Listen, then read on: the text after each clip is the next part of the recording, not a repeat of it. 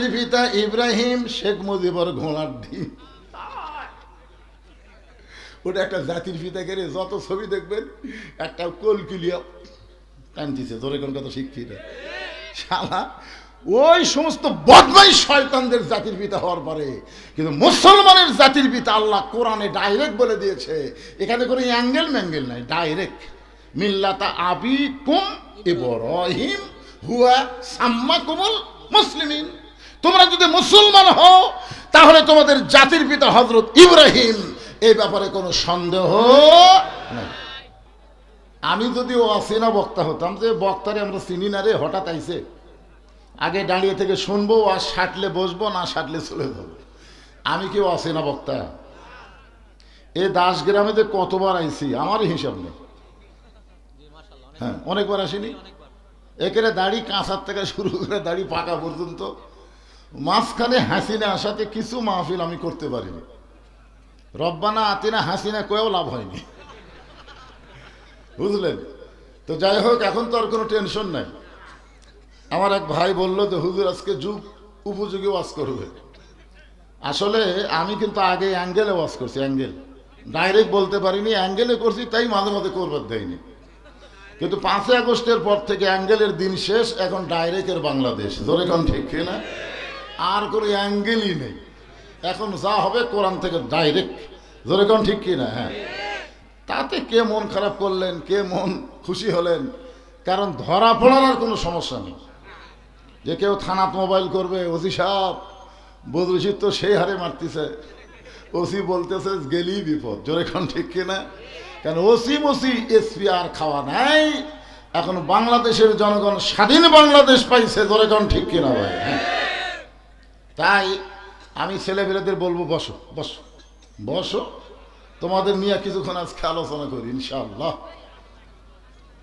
তো আমরা যারা এখানে বসেছি শোনেন, যে আল্লাহ দয়া করে রহম করে আজকের এই জান্নাতের বাগানে আমাদের কবুল করলেন, আমি আমার অন্তরের অন্তঃস্থল থেকে আপনাদের সবাইকে শুভেচ্ছা জ্ঞাপন করছি। আমি সম্মানিত আলেমদের কথা বলতে গিয়া বলতেছি, রাসূল বলেছেন আল উলামা ওয়ারাসাতুল আম্বিয়া, আলেমগণ হচ্ছে নবীদের ওয়ারিস। এটা কে বলেছেন? রাসূল বলেছেন। আর আল্লাহ বলতেছেন ইন্নামা ইয়াখশাল্লাহ মিন ইবাদিহিল উলামা, বান্দা সমূহের ভিতরে আলেম বান্দারাই আল্লাহকে বেশি ভয় করে। এ কথা কার? আরো জোরে বলেন। আর হাসিনার কথা কি? হাসিনা সবাইকে নির্যাতন করছে, কিন্তু সবচেয়ে বেশি করেছে আলেম ওলামাদের, জোরে কোন ঠিক কিনা? আপনার বলেন তো, আলেমদের যারা নির্যাতন করে এরা কি? এরা হলো জালেম, জোরে বলেন, এরা কি? জালেম। কঠিন নির্যাতনের ভিতরে আল্লামা সাইদি হুজুর বলেছিলেন, যেমন একটা সময় আসবে বাংলার মুসলমান গাছের গোড়ায় নাড়া দিবে, আর ফ্যাসিড হাসিনা দিল্লির মামু বাড়ি গিয়ে পড়বে, জোরে কোন কথা ঠিক কিনা? আসলে হুজুর নাই, আল্লাহ পাক ওনাকে জান্নাতে নিয়ে গেছেন, কিন্তু আজকে হাসিনার খবর কি চিন্তা করে দেখেন। আরে যেখানকার মাল সেখানেই গেছে, মাঝখানে আমাদের বাংলাদেশে খালি অত্যাচার করার জন্য ছিল, জোরে কোন ঠিক কিনা?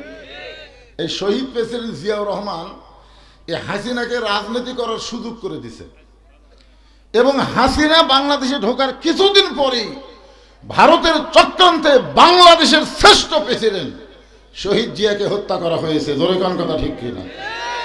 কারণ ভারত কোনোদিনও চায় না যে আমাদের বাংলাদেশ ভালো থাকুক। চিন্তা করে দেখেন। আরে সেই সমস্ত আলেম ওলামা আপনাদের মাঝে মাঝে যারা বসে আছেন, মঞ্চে আছেন, মাগরিবের নামাজের পর থেকে এতক্ষণ পর্যন্ত কোরআন হাদিসের আলোকে গুরুত্বপূর্ণ তাফসীর করে আপনাদের শোনাইছেন, আলেম ওলামা সহ আজকের মাহফিলের বক্তাগণকে অন্তরের অন্তঃস্থল থেকে আমি শুভেচ্ছা জ্ঞাপন করছি। এই মুহূর্তে আমার সামনে যারা বসে আছেন, যিনাদেরকে আল্লাহ দয়া করে রহম করে আজকে রহমতের চাদরে এই জান্নাতের বাগানে কবুল করেছেন, সুবহানাল্লাহ বলেন। আপনারা এখানে বসতে পারবেন না, যদি আল্লাহ না চায়। আল্লাহ কোরআনে বলেছেন মা আসাবাকা মিন হাসানাতিন ফামিনাল্লাহ, বান্দা বান্দির দ্বারা যখন কোনো ভালো কাজ হয় এ কাজ বান্দা বান্দি করে না, বরং আল্লাহ করায়। আপনার বলেন তো কোরআনের মাহফিলে বসা ভালো কাজ না খারাপ কাজ? তাহলে এই কাজ থেকে আপনারা করলেন না আল্লাহ করালো? যে আল্লাহ আপনাদেরকে আজকের এই জান্নাতের বাগানে বসার তৌফিক দিলেন, আমি আমার অন্তরের অন্তঃস্থল থেকে আপনাদের সবাইকে শুভেচ্ছা জ্ঞাপন করছি। সম্মানিত মা বোনেরা, পর্দার অন্তরালে বসে বসে যারা আলোচনা শুনতেছেন তাদেরকে শ্রদ্ধা জ্ঞাপন করে এই মুহূর্তে আর একবার জানতে চাচ্ছি আপনারা সকলে কেমন আছেন? আলহামদুলিল্লাহ রব্বিল আলামিন। শারীরিক সুস্থতা দান করে মানসিক প্রশান্তির জন্য আজকের জান্নাতের বাগানে যে আল্লাহ আমাদের কবুল করলেন, আমরা সে আল্লাহর উপরে খুশি না বেজার? তাহলে জবান খুলে সমস্বরে সকলে বলবো রব্বানা লাকাল হামদ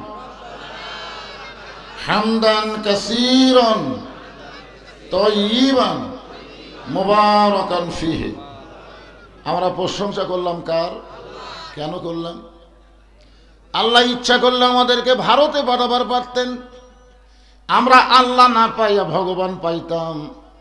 আল্লাহ ইচ্ছা করলে আমাদেরকে ইসরায়েলে পাঠাবার পারতেন, আমরা আল্লাহ না পাইয়া ঈশ্বর পাইতাম। আল্লাহ ইচ্ছা করলে আমাদেরকে আমেরিকায় পাঠাবার পারতেন, আমরা আল্লাহ না পাইয়া গড পাইতাম।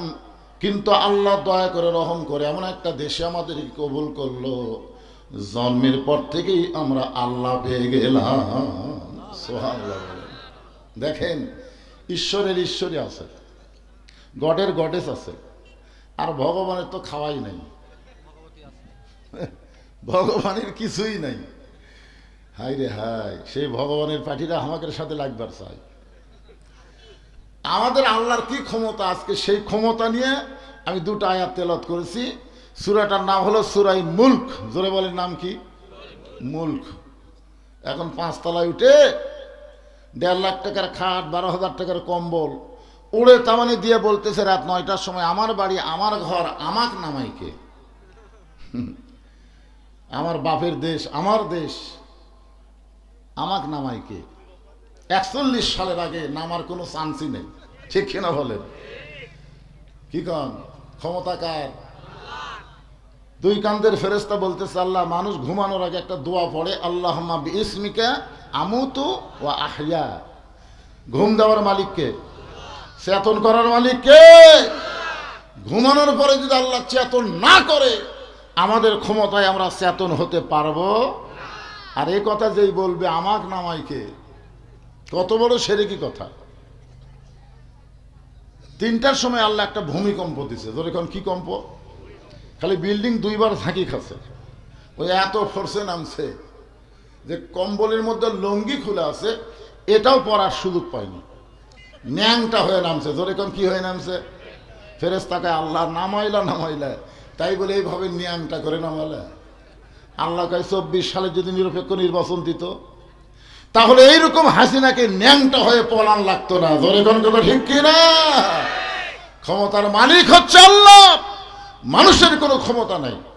আজকে আমাদের বুঝতে হবে অহংকারের দিন শেষ, কোরআনের বাংলাদেশ। জোরে কোন কথা ঠিক কিনা? বুঝতে হবে ভাইজান। কিসের অহংকার করেন? অহংকার করা যাবে না।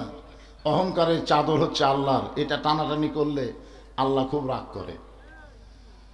এই কারণে আল্লাহ বললেন তাবারাকাল্লাযী বিয়াদিহিল মুলকু ওয়া হুয়া আলা কুল্লি শাইইন কাদির।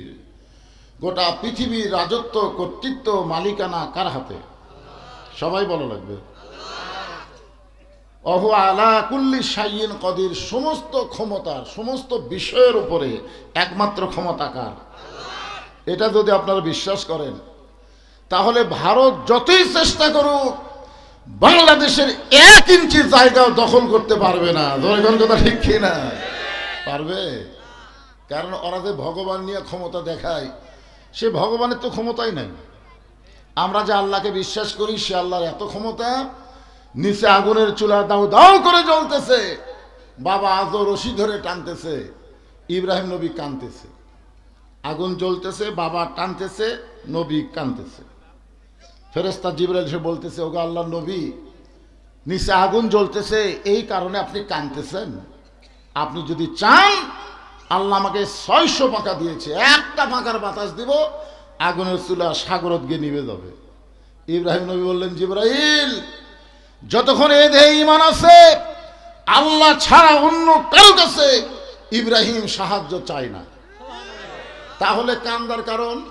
কান্দার কারণ হলো আমার বাবা সন্তান যখন বিপদে পড়ে, বাবা বাঁচাবার না পারলেও অন্তত চেষ্টা করে। যখন করে কি করে না? কিন্তু ভাগ্যগুণে এমন একটা বাবা পাচ্ছি, যে বাবা সন্তানকে আগুনে ফেলে দেওয়ার জন্য রশি টানতেছে। তো বলে সেই জন্য কাঁদতেছেন? বলে হ্যাঁ, আমার বাবা নমরুদের আগুনের চুলার মধ্যে ফেলে দেওয়ার জন্য টানতেছে। আর কিয়ামত পর্যন্ত এমন কতগুলো বাবা হবে যে বাবার কারণে সন্তানগুলো জাহান্নামী হবে। জোরে কোন কথা ঠিক কি না? আজকে আমাদের বাংলাদেশে অনেক বাবা ভালো, কিন্তু বাবার ছেলেগুলো ভালো না। আপনারা ভাবতেছেন হুজুর আল্লাহ ছেলেক ধরবে না? কোনো সময় আল্লাহ ছেলেক ধরবে না, আগে বাবা ধরবে। তুই বাবা কেমন বাবা, কিভাবে জন্ম দিলি? তোর ছেলে কোরআনের মাহফিল বাদ দিয়ে মেলাদ ধরে কেন? কি কন, আল্লাহ বলবে কি বলবে না? তুই নামাজ পড়িস সামনে কাতারে, আর তোর ছেলে ল্যাব গরম করে কেন? ফজরের সময় বুড়া মানুষ চেতন পায়, জুয়ান ছেলে চেতন পায় না কেন? এরকম প্রশ্ন আল্লাহর আছে না নাই? যেরকম আছে না নাই? আছে বলি তো আল্লাহ বলেছেন, কু আনফুসাকুম ওয়া আহলিকুম নার, জাহান্নামের আগুন থেকে মাওলানা তুমি একলা বাঁচলে হবে না, বাংলাদেশের সবাইকে নিয়ে জাহান্নাম থেকে বাঁচা লাগবে। জোরে কোন কথা ঠিক কিনা? এখানে আহাল মানে পরিবার, আহাল মানে বাংলাদেশ। গোটা বাংলাদেশ সামনে কিভাবে জাহান্নাম থেকে বাঁচবে সেই কথা আল্লাহর কোরআনে আছে না নাই? জোরে করে আছে না নাই?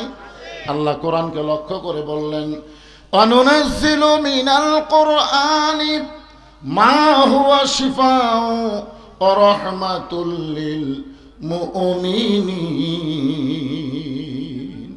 এই আয়াতের বাংলা অর্থ হলো সব সমস্যার সমাধান দিতে পারে আল কোরআন। আপনাদের বিশ্বাস হয়? বিশ্বাস হলে খালি গোবিন্দগঞ্জের ছেলেরাই পাগলি লিয়ে গেল, দাসগ্রামের ছেলে কোথায়? এটা বিশ্বাস লক্ষণ? চিন্তা করে দেখেন, এখানে যে ফেরেশতাগুলো আছে এরাও তো বেদার হয়ে গেছে। কে রে, এই মাহফিলে আসলাম সব পাগলি নিল গোবিন্দগঞ্জ গাইবান্ধার, তাহলে নন্দীগ্রাম কোথায় গেল রে? সব সমস্যার সমাধান দিতে পারে আল কোরআন। এটা যদি বিশ্বাস হয় তাহলে পরের ছেলে শুধু হাফেজ হবে না, আমার ছেলেকেও হাফেজ বানানো লাগবে। জোরে কোন কথা ঠিক কিনা কথা বলেন? আজকে হাফেজের সংখ্যা কম, যার কারণে কোরআনের মূল্যায়ন কম হচ্ছে।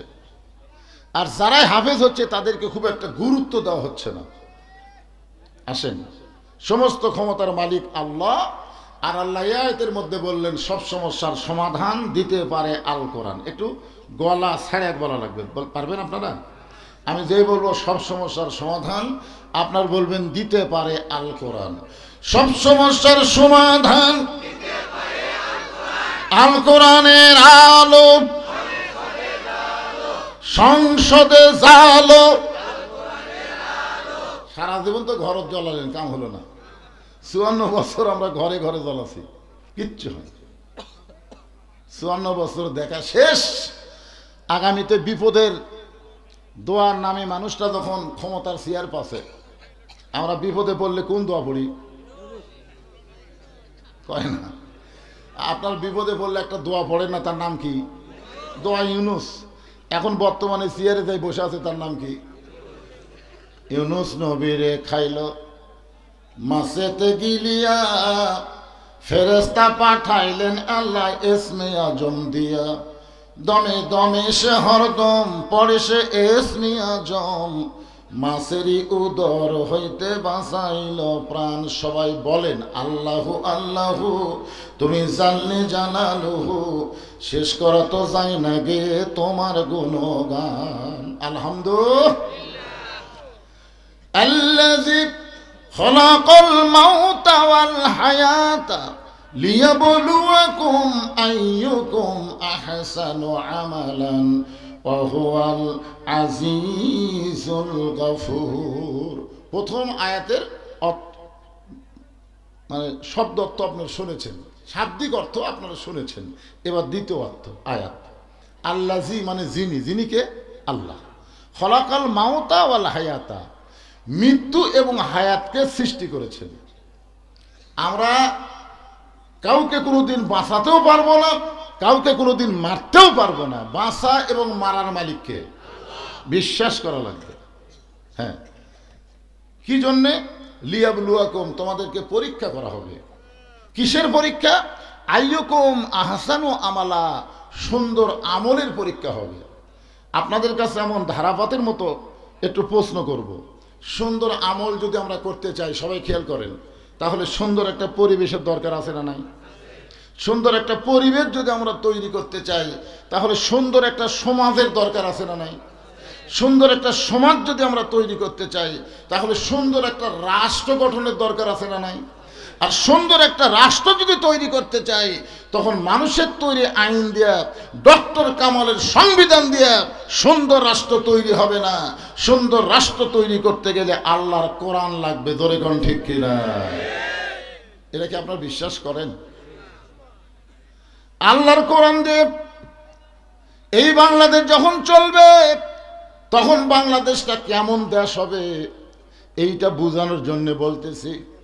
বাংলাদেশের মতন ৯৬টা দেশের খলিফা, আমাকে বাংলাদেশের মতন ৯৬টা, কয়টা? ৯৬টা দেশের খলিফা, নাম হলো হযরত ওমর। উনি মদিনার মসজিদের মেম্বরে বসে নিজের গালে নিজে চড় মারতেছেন। ডান হাতে ডান গালে, বাম হাতে বাম গালে চড় মারতেছেন। চিন্তা করে দেখেন, বাংলাদেশের মতন ৯৬টা দেশের খলিফা হযরত ওমর নিজের গালে নিজে চড় মারতেছেন। এমন সময় ওসমান গনি মসজিদে নববীর মধ্যে ঢুকে বলতেছি, আমির আল মুমিনিন, আপনি কি পাগল হয়ে গেলেন? নিজের গালে নিজে চড় মারতেছেন, কারণ কি? ওমর ফারুক বলে, ওসমান, অতীতের কথা আমার বারবার মনে হয়। অতীতের কথা, প্রকৃত মুসলমান যারা হবে তারা অতীত এবং ভবিষ্যৎ মনে রাখতে হবে। খালি বর্তমানে কি হনুরে এইটা ভাবলে হবে না। আমি অতীতে আপনাকে দাসগ্রামের বক্তা ছিলাম না? এক ছেলে আমাকে বললো, হুজুর আপনি প্রথম আইছেন ভ্যানত চড়ে। আমার অতীত হলো আপনাকে দাসগ্রামে ভ্যানে চড়ে ওয়াজ করবে যাচ্ছি। আমার অতীত হলো দাসগ্রামে ওয়াজ করে টাকা আপনারা কি দিচ্ছেন আমাকে জানাননি, ওপর ১০০ টাকা, ভিতরে খালি ১০ টাকা দিয়ে মোটা করে দিচ্ছেন। আমার অতীত হলো আমি একটা মোটর সাইকেল নিয়ে ওয়াজ করতে আসতাম, সকালবেলা বাড়ি ঠেলা দিয়ে চালু করা লাগতো, ওয়াজ শেষ হলে ঠান্ডায় ঘুমা যেত, আবার হাফ কিলো ঠেললে মোটর সাইকেল চালু হতো। এটা হলো আমার অতীত। আমার বর্তমান হলো কি হনুরে, এমন এক গাড়ি ভাই, সে গাড়ির চড়ে ওয়াজ করে বেড়ায়, ঠান্ডাও লাগে না, ঠেলাও লাগে না। এটা হলো আমার বর্তমান। আর আমার ভবিষ্যৎ হলো মসজিদের খাটনি আমার বাড়ির আঙ্গিনায় আসবে, সব কাপড় খুলে সাদা কাফনের কাপড়ে চকলেটের মতন মোড়ায়া অন্ধকার কবরে আমাকে নামায়া দিবে। ধরে কোন ঠিক কি না? এখন আমি বর্তমান পায়া অতীত ভুলে গেলাম, ভবিষ্যতেরও চিন্তা ছাড়া দিলাম। যেটা করেছিল হাসিনা, ধরে কোন কথা ঠিক কি না? ওর ১৪ গোষ্ঠী বাংলাদেশে হত্যা করছে, ওর বাপের জানাজাও পর্যন্ত হয়নি। আর সেই বাপের জন্যই ৪০০ কোটি টাকা খরচ করে মুড়ে মুড়ে মূর্তি বানালো। জোরে কোন কথা ঠিক কিনা? এই ভবিষ্যৎ চিন্তা করেনি যে আমি যখন ক্ষমতার থেকে পলায় যাব তখন এই মূর্তির অবস্থা কি হবে। ৫ই আগস্টের পরে ৬ই আগস্ট রে সবগুলা টাইনে ভাঙ্গে যদি ভবিষ্যতের চিন্তা করত যে এই ক্ষমতা আমার ভবিষ্যতে থাকবে না, ভবিষ্যৎ আমার করুণ অবস্থা হবে, তাহলে সেই লোকটা কোনোদিন জালেম হতে পারতো না। জোরে কোন কথা ঠিক কিনা? কারণ আমার ভবিষ্যৎ মৃত্যু। কাফনের মধ্যে আমি চকলেট হব, এই কারণে আমি আমার টাকা পয়সা ওয়াশ করে যা পাই সেই টাকা দিয়ে আমি মসজিদ মাদ্রাসা এতিমখানা তৈরি করছি, যে আমি মরে গেলেও মসজিদ মাদ্রাসা এতিমখানার কারণে আল্লাহ যেন আমাকে মাফ করে দেয়। ভবিষ্যতের চিন্তা আছে না নাই? প্রথম কিনেছিলাম ১২ শতক মাদ্রাসা মসজিদের জন্য, কিনতে কিনতে এখন হয়েছে ২৩৫ শতক। সমস্ত জায়গা হলো মসজিদ মাদ্রাসার নামে অক্ষ করা। এখন আপনার বলেন আমার ভবিষ্যৎ খারাপ? কথা কন না কেন বলে? কারণ মরে গেলেও অন্তত জান্নাত না পেলেও জান্নাতের বারান্দাতে আল্লাহ জায়গা দিবি, যে তোকে আল্লাহ 3টা মেয়ে দিছে, আমি 3টা মেয়ের কারণে, রাসূল বলেছে 3 মেয়ের বাপ নবীর সঙ্গে জান্নাতে থাকবে। এই দিক দিয়েও তো মোটামুটি আমি ভবিষ্যৎ আগে আছি, ঠিক কিনা বলেন? কিন্তু অতীত। ওসমান গনি বললেন, ইয়া আমিরুল মুমিনিন, আপনার অতীতের খবর একটু বলেন। ওমর ফারুক বলে, ওসমান, অতীতে আমি খালার বাড়িতে রাখালি করতাম, আমি ছাগল নিয়ে মাঠে ময়দানে যাইতাম, সন্ধ্যার সময় ছাগলগুলো যখন ফেরত আনতাম, খালা আমাকে বলতো, ওমর কয়টা ছাগল নিয়ে গেলে, কয়টা ফেরত আনলি? আমি ছাগলের পালগুলোর দিকে 2-4টা ছাগল কম, আমি আবার দৌড় দিতাম, ছাগলগুলো কুড়ে কুড়ে যখন খালারে জমা দিতাম, খালা আমার মাথার চুল টেনে বলতো, ওমর, আজকে যেই ভুল তুমি করেছো, আগামীকাল যদি একই ভুল করো, তোমার রাখালির চাকরি ক্যান্সেল হয়ে যাবে। আমি খালার পা ধরে বলতাম, খালা, আমার রাখালির চাকরি ক্যান্সেল হয়ে গেলে আমি কোথায় থাকবো, খাবো কি?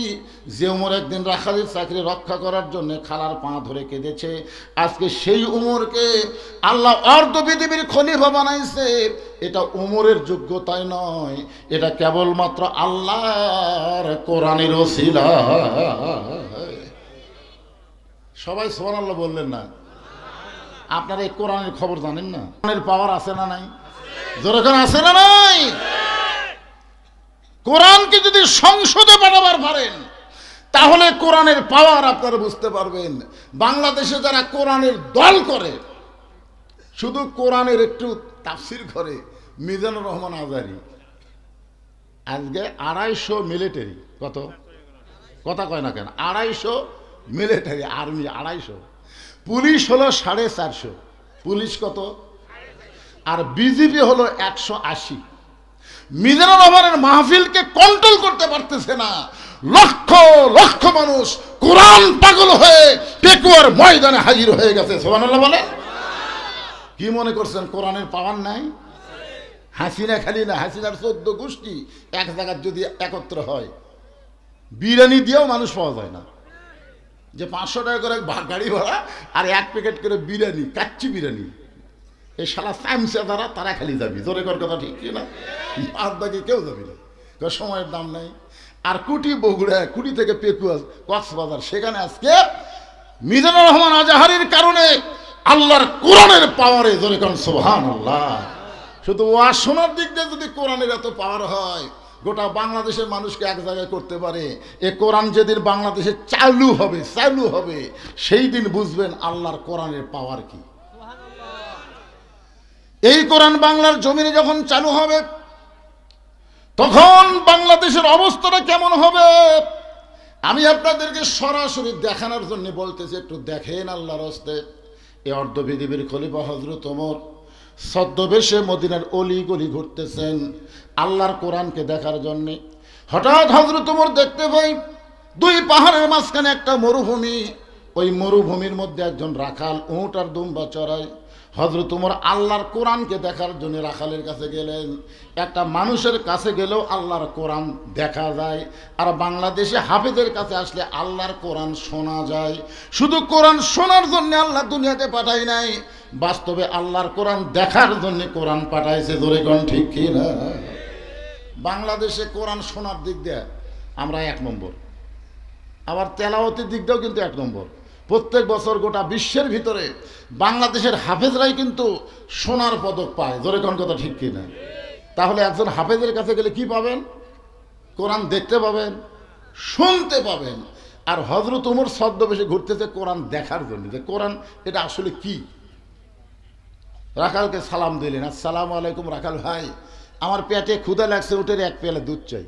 রাখাল মুসকি মুসকি হাসে। ওমর ফারুক বললেন, মিয়া তোমাকে সালাম দিলাম, উটের 1 পেয়ালা দুধ চাইলাম, তুমি মুসকি মুসকি হাসো কেন? রাখাল বলতেছে, তুমি সালাম দাও আর দুধ চাও, আমি তোমার সালামের উত্তর দেব না, উটের দুধও দেব না। ওমর ফারুক বলেন, আমার অপরাধ? বলে, তোমার অপরাধ হলো আগে তোমার পরিচয় দাও। পরিচয়ের কথা কোরআন আছে না নাই?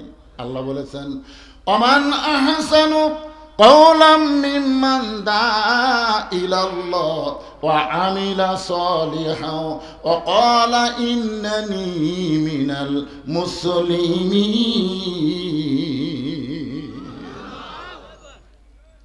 ওমর ফারুক চিন্তায় পড়ে গেল, অর্ধ পৃথিবীর খলিফা হইয়া ছদ্মবেশ ধারণ করেছি আল্লাহর কোরআনকে দেখার জন্যে, এখন যদি আমি পরিচয় দেই তাহলে গুমর তো ফাঁস হয়ে যায়। ওমর চিন্তায় পড়েছে। এমন সময় আল্লাহর কোরআন বলে, ওমর, রাখাল যখন তোমার পরিচয় চাইছে তুমি আসল পরিচয় দাও। আসল পরিচয় প্রধানমন্ত্রী না, আসল পরিচয় ডিসি এসপি না, আসল পরিচয় হুজুর পীর সাহেব না, আসল পরিচয় হলো মিল্লাতা আবিকুম ইব্রাহিম হুয়া সাম্মাকুমুল মুসলিমিন। আসল পরিচয় হলো আমার জাতির পিতা কি, জোরে কম, জাতির পিতা ইব্রাহিম, শেখ মুজিবর ঘোড়ার ডিম। ওটা একটা জাতির পিতা করে যত ছবি দেখবেন একটা কলকিলিয়া টানতেছে, জোরে কোন কথা শিক্ষিত শালা, ওই সমস্ত বদমাই শয়তানদের জাতির পিতা হওয়ার পরে কিন্তু মুসলমানের জাতির পিতা আল্লাহ কোরআনে ডাইরেক্ট বলে দিয়েছে, এখানে কোনো অ্যাঙ্গেল ম্যাঙ্গেল নাই, ডাইরেক্ট মিল্লাতা আবিকুম ইব্রাহিম হুয়া সাম্মাকুমুল মুসলিমিন। তোমরা যদি মুসলমান হও তাহলে তোমাদের জাতির পিতা হযরত ইব্রাহিম, এই ব্যাপারে কোনো সন্দেহ নেই। এখন আপনাদের কাছে আমি জোরে সোরে শুনবার চাই, কারণ এগুলো ওয়াজ কিন্তু খালি এই জায়গাতে হচ্ছে না, এতে মালগুলা খাড়াই আছে, লাইভের মাধ্যমে গোটা পৃথিবী চলতেছে। আমি বলছি কিন্তু আপনাদের দাসগ্রাম নাই, এই মুহূর্তে হয়তো লন্ডনে যারা বাংলাদেশে আছে তারা আপনাকে ওয়াজ শুনতেছে, সৌদি আরবে যারা আছে তারা শুনতেছে, মালয়েশিয়া, সব জায়গায় এই মুহূর্তে লাইভ চলতেছে। হাজার হাজার মানুষ লাইভের মাধ্যমে আপনাদের এই দাসগ্রামের তাফসীর শুনতেছে। সুবহানাল্লাহ বলেন না কেন? তাহলে একটু জোরে বলেন, ওরাও জানুক। আমাদের জাতির পিতার নাম কি? যারা বলবেন আল্লাহ আল্লাহ, তারা বলতেছেন আল্লাহ, মরার আগের খুব বোবা করে দিও, এর মুখের যেন কলমা উচ্চারণ না হয়। এর বলতে কি কোন জায়গায় বাঁচতেছে, ত্রুটি শয়তান ঢুকছে, জবান করে বলতে হবে। জাতির পিতার নাম কি? আরো জোরে। শেখ মুজিবর না, যেই বলবো শেখ মুজিবর সেটাই বলবেন ঘোড়ার ডিম, বলতে পারবেন না ভাইজান? জাতির পিতা শেখ মুজিবর, বুঝলেন? তিনটা লিক বার আছে আমাদের বগুড়া জেলা, তিনটা লিক। দেখবেন মেয়ে মানুষের মাথাত কিন্তু ঢেলা থাকে, ঢেলা ঢেলা এরকম তুলে, বুঝলেন? এইরকম বুড়া লোকের মধ্যে ফেলে কান ফেলে কুচ্চুস করে শব্দ হয়, কিন্তু এই লিক একের শব্দ হয় না, লিক শব্দ হয় না, কিন্তু খুবই কামড়াই বাড়ে, কিন্তু শব্দ হয় না।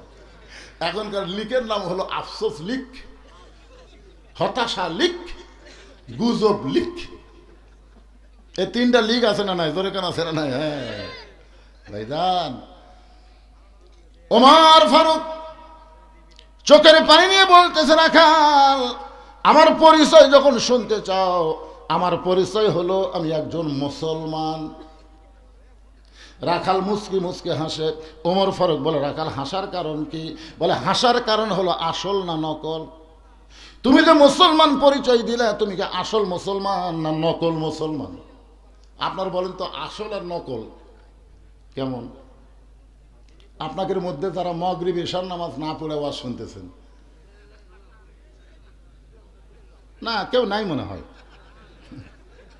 না কেউ আছেন?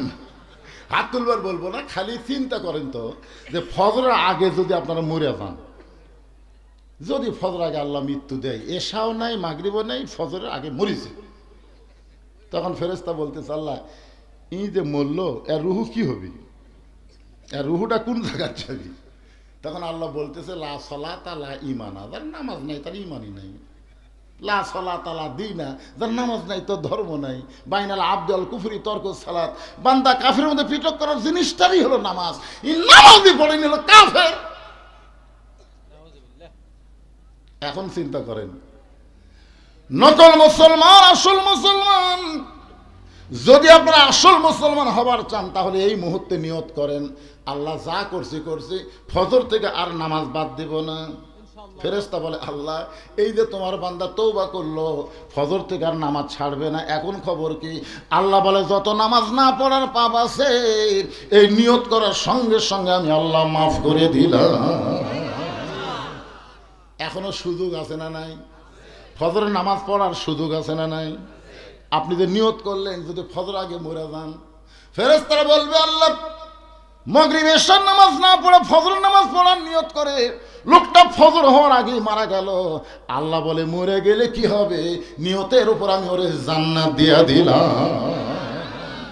লা তাকনাতু মির রাহমাতিল্লাহ ইন্নাল্লাহা ইয়াগফিরুয যুনুবা জামিআ ইন্নাহু হুয়াল গাফুরুর রহিম। আল্লাহু আকবার। কোরআন তেলাওয়াত শুনলে আল্লাহু আকবার বলবেন, কারণ কোরআন তেলাওয়াত শুনলে কি হয়? যাদাতুহুম ঈমানা, আল্লাহ তার ঈমান বাড়ায় দেয়। তো ঈমান বাড়ার লক্ষণ চুপ থাকা না, তো ঈমান বাড়ার লক্ষণ হলো আল্লাহু আকবার তাকবীর দেওয়া। জোরে কোন ঠিক কি না? এই তাকবীরে শয়তান বেজার, আল্লাহ খুশি। আপনি সারা জীবন সুবহানাল্লাহ আলহামদুলিল্লাহ যদি জিকির করেন, শয়তান আপনার কাছেই বসে থাকবে, শয়তান লড়বে না। কিন্তু যে আল্লাহু আকবার জোরে বলবেন, রাসূল বলে এত জোরে দৌড় দেয় ওর পিছন দিক দা বাতাস বের হয়। আপনার বলেন তো পিছন দিকের বাতাস মানে কি? বুঝতে পারতেছেন না? কি জোরে দৌড় দেয় শয়তান। তাহলে আল্লাহর কোরআন যখনই তেলাওয়াত হবে তাকবীর হবে কার? লিল্লাহি তাকবীর। জনগণ বুঝুক যে বদুশিতে একলা নাই। আমার কাছে কি একটা খবর দিল, হুজুর এই দাসগ্রাম আশেপাশে এলাকার যতগুলো মাহফিল হচ্ছে লোক হয় না। আমাকে বললো, আমি খুবই চিন্তার ছিলাম, আমি তো অনেকদিন পর যাচ্ছি, বারে লোক যদি না হয়। কিন্তু আজকে আসা দেখতেছি কলজা ভরে গেছে ভাই, বসারে জায়গা দিয়ে পারেনি, শত শত মানুষ দাঁড়িয়ে আছে। তাহলে বক্তা একলা আছেন, আপনারাও আছেন। হ্যাঁ, জোরে তাকবীর দিলে এটা একে ইন্টারনেটের মাধ্যমে গোটা বিশ্ব ছড়ে যাবে যে দাস গ্রামে, গ্রামের নাম দাস হতে পারে সব পাকা মুসলমান। হ্যাঁ, এই জন্য সেটা আরেকবার দেবেন, গলা খাঁকড়ে দেন। লিল্লাহি তাকবীর, আল কোরআনের আলো, মুসলমান দুনিয়ার মুসলমান। আওয়ামী লীগ, বিএনপি, জাতীয় পার্টি, জামাত, আমরা সব এক জায়গা থাকবো। জোরে কোন কথা ঠিক কিনা? একটু মনোযোগ দিয়ে শুনবেন। ওমর ফারুক বলে রাখাল মুসলমান তো মুসলমান, এর মধ্যে আবার আসল নকল কি? রাখাল বলে তুমি যদি আসল মুসলমান হও তুমি দুধ চাইছো কার কাছ? আসল মুসলমান যারা হবে দরকার হলে তারা ফাঁসির মঞ্চে যাবে, কিন্তু রাষ্ট্রপতির কাছে বাঁচার দরখাস্ত লিখবে না।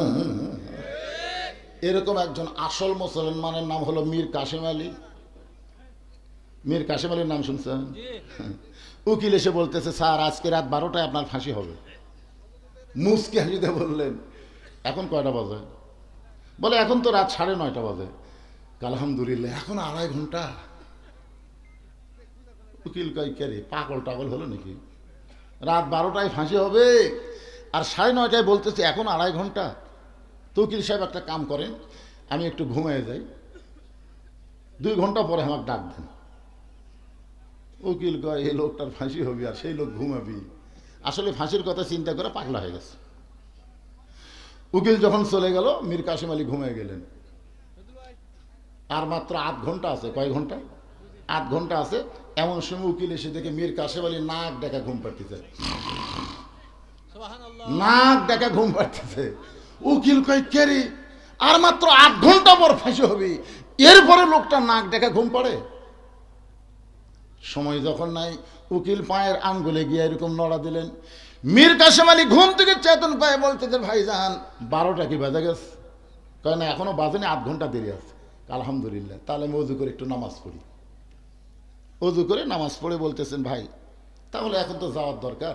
এই বলে তিনি একটা পাঞ্জাবি গায়ে দিলেন, খুব সুন্দর ইস্ত্রি করা পাঞ্জাবি গায়ে দিয়ে, আতর টাতর দিয়ে, সুরমা টুরমা দিয়ে, মাথার টুপি দিয়ে বলতেছে কেমন লাগতেছে?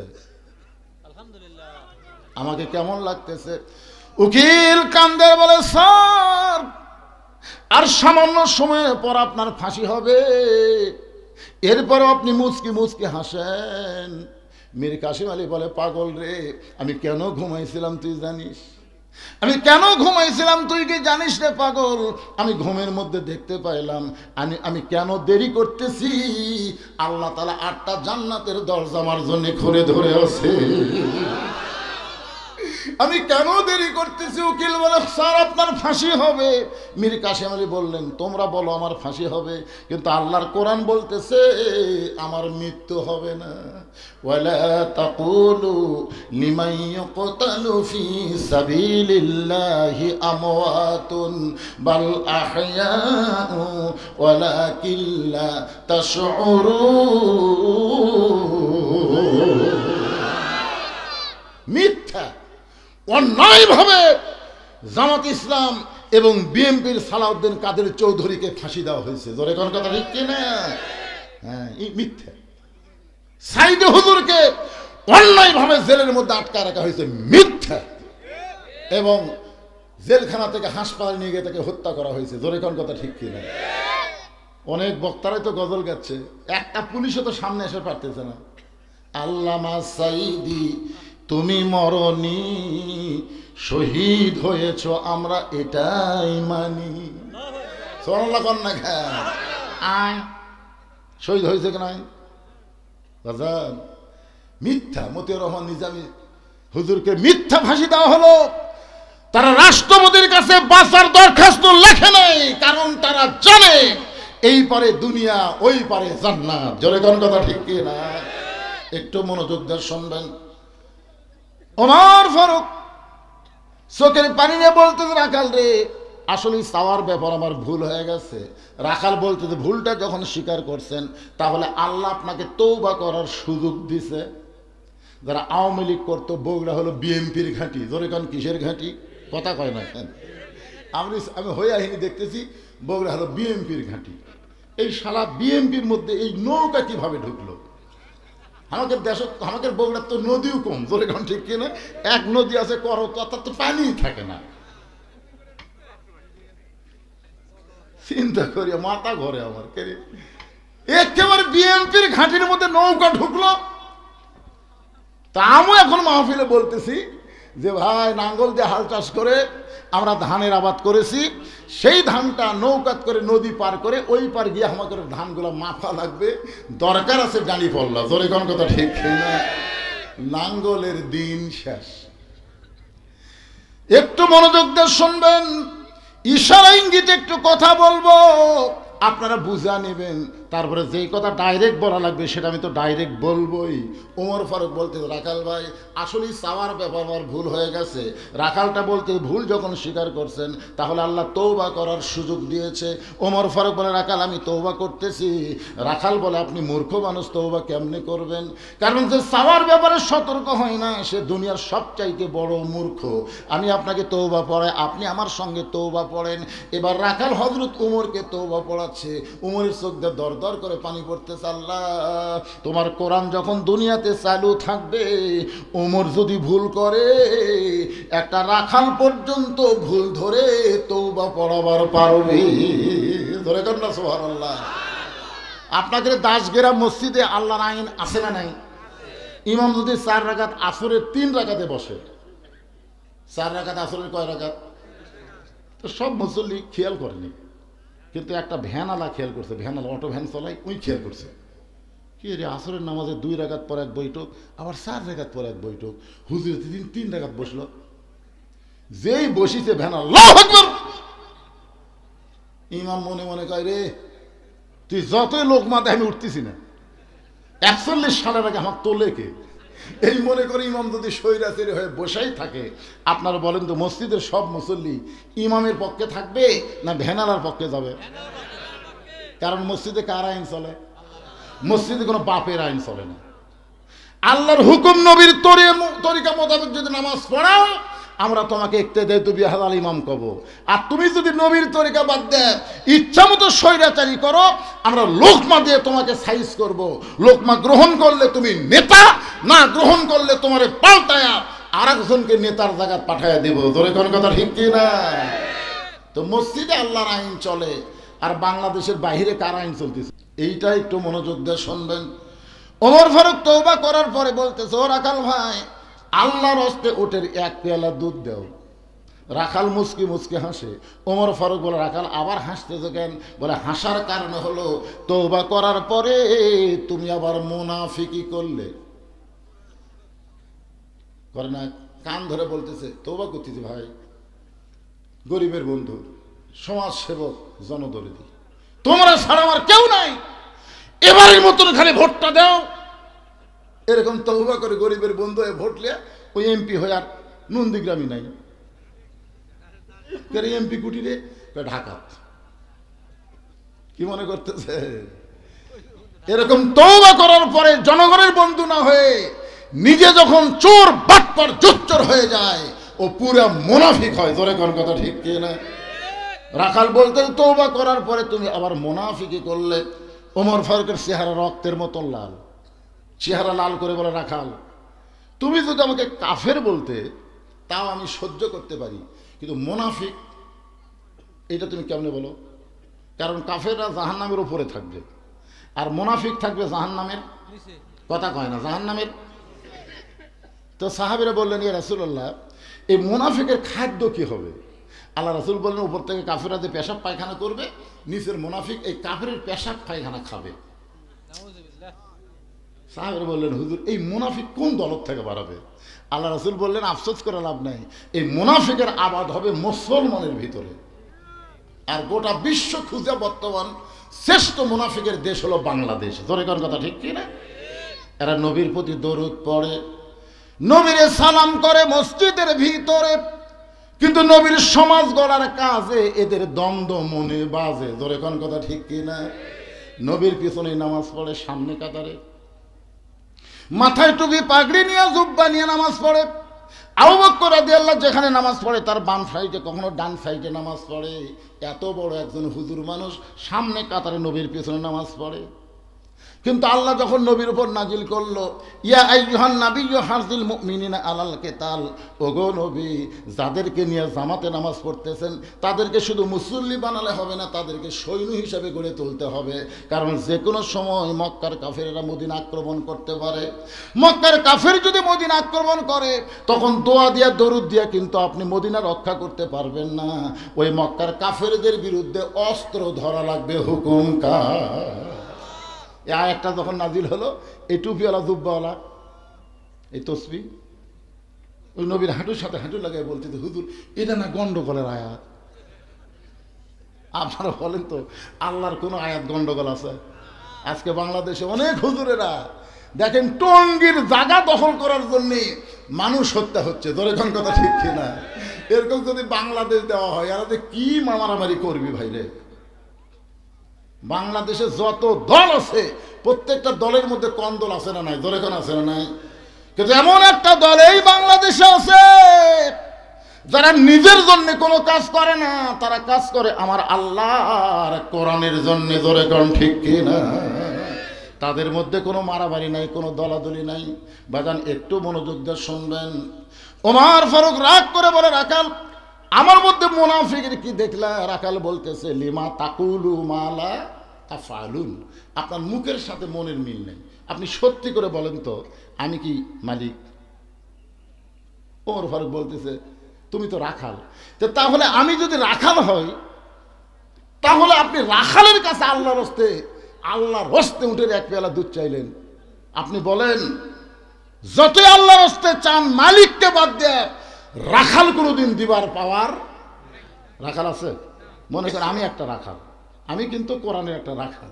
এখন টেস্ট থেকে যেই নামছি, একজন এসে হাতের মধ্যে 100 টাকা দিয়ে কয়, হুজুর দোয়া করেন। আমি কি দোয়া? কারণ বইয়ের পেটে বাচ্চা আছে, আল্লাহ যেন একটা পুত্র দেয়। যেই বলছে বইয়ের পেটে বাচ্চা আছে, আল্লাহ যেন একটা পুত্র দেয়, তখন তো আমার ক্ষমতা আমি জানি। আমি 3টা মেয়ের বাপ, আমার দোয়া দিয়ে যদি পুত্র হয়, তাহলে 3টার মধ্যে কি একটাও আল্লাহ আমাকে দিত না? আমি ওর কানে কানে বললাম, ভাই আমি 3 মেয়ের বাপ রে। প্রথম মেয়ে হওয়ার পরে দ্বিতীয়বার যখন সন্তান পেটে আসলো, আমি আমার বউ সবসময় নামাজ পড়ে দোয়া করছি, আল্লাহ একটা তো মেয়ে দিছো, এইবার একটা পুত্র দাও।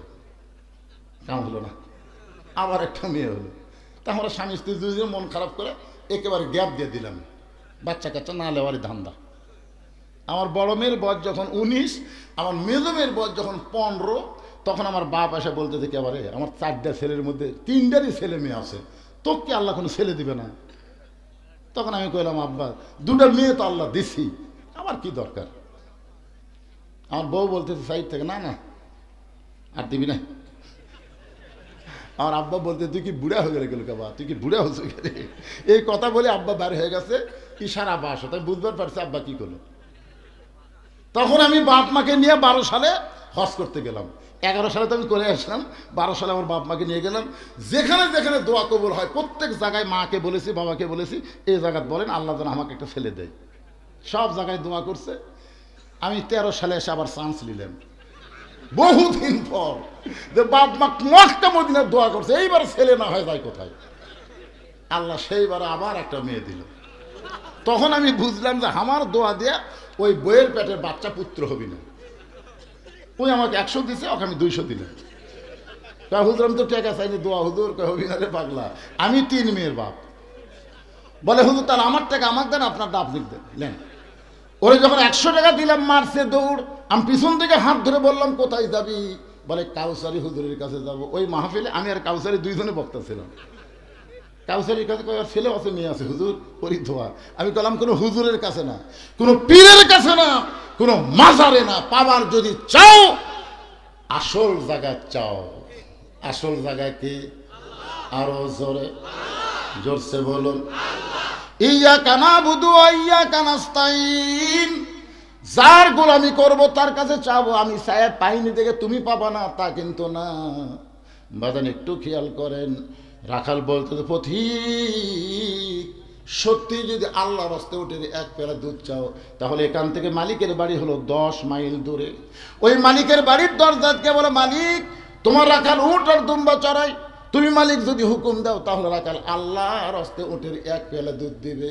ওমর ফারুক বলে রাখাল ভাই এত কষ্ট করে 10 মাইল দূরে মালিকের বাড়ি যাওয়ার দরকার নাই, বরং তোমাকে 2টা টাকা দিলাম, এই 2টা টাকার বিনিময়ে তুমি উটের 1 পেয়ালা দুধ দাও। রাখাল মুসকে মুসকে হাসের বলে পথিক তুমি কি হযরত উমরকে চিনো? সুবহানাল্লাহ কোন। রাখাল হযরত উমরকে লক্ষ্য করে বলে পথিক তুমি কি হযরত উমরকে চিনো? যদি উমরকে চিনতা তাহলে এরকম বেসাইদা কথা বলতে পারতা না। উমরের গুপ্ত বাহিনী যদি দূর থেকে দেখবার পাই, তুমি আমাকে 2 টাকা ঘুষ দিছ, আর মালিক বাদ দিয়ে তোমাকে উটের 1 পেয়ালা দুধ দিলাম, তাহলে তোমাকেও ধরবে আমাকেও ধরবে। এই বয়সে কি তুমি ধরা পড়বার চাও? উমর ফারুক বলে রাখাল ভাই তাহলে চলো পাহাড়ের গুহার মধ্যে যাই, ওই গুহার মধ্যে গিয়ে গোপনে তোমাকে 2টা টাকা দিব, আর তুমি গোপনে উটের 1 পেয়ালা দুধ দিবে, তোমার মালিকও জানতে পারবে না, উমরের গুপ্ত বাহিনীও ধরতে পারবে না। রাখাল চিল্লায় বলে তুমি ভণ্ড, তুমি ভণ্ড, তুমি ভণ্ড। উমর ফারুক বলে রাখাল আমার মধ্যে ভণ্ডামির কি দেখলা? রাখাল বলে পথিক যেখানে উমরের গুপ্ত বাহিনী দেখতে পায় না, আমার মালিক জানতে পারে না, সেখানে রাখালের আল্লাহ দেখতে পায়। সঙ্গে সঙ্গে হয়তো উমর মারছে দৌড়, এক দৌড়ে পাহাড়ের পাদদেশে গিয়ে যায় নামাজ বিছায় আল্লাহর কাছে বলতেছে আল্লাহ তোমার কোরআন এত সুন্দর, তোমার কোরআন এত সুন্দর, তোমার কোরআন যখন দুনিয়াতে চালু থাকবে তখন প্রত্যেকটা মুসলমান বিশ্বাস করবে কেউ না দেখলেও আল্লাহ দেখতেছে। তোর এখন কথা ঠিক কিনা? আজকে আসরে নামাজ পড়ে এসে তুমি ধান দেখার গেছো, যা দেখো ওপর তুমি পানি চলমল করতেছে, আর নিচে তুমি পানি নাই। এখন আসরে নামাজ পড়ে যাচ্ছে, কপালত নামাজের দাগি আছে, চারিদিকে তাকাস, কেউ নেই।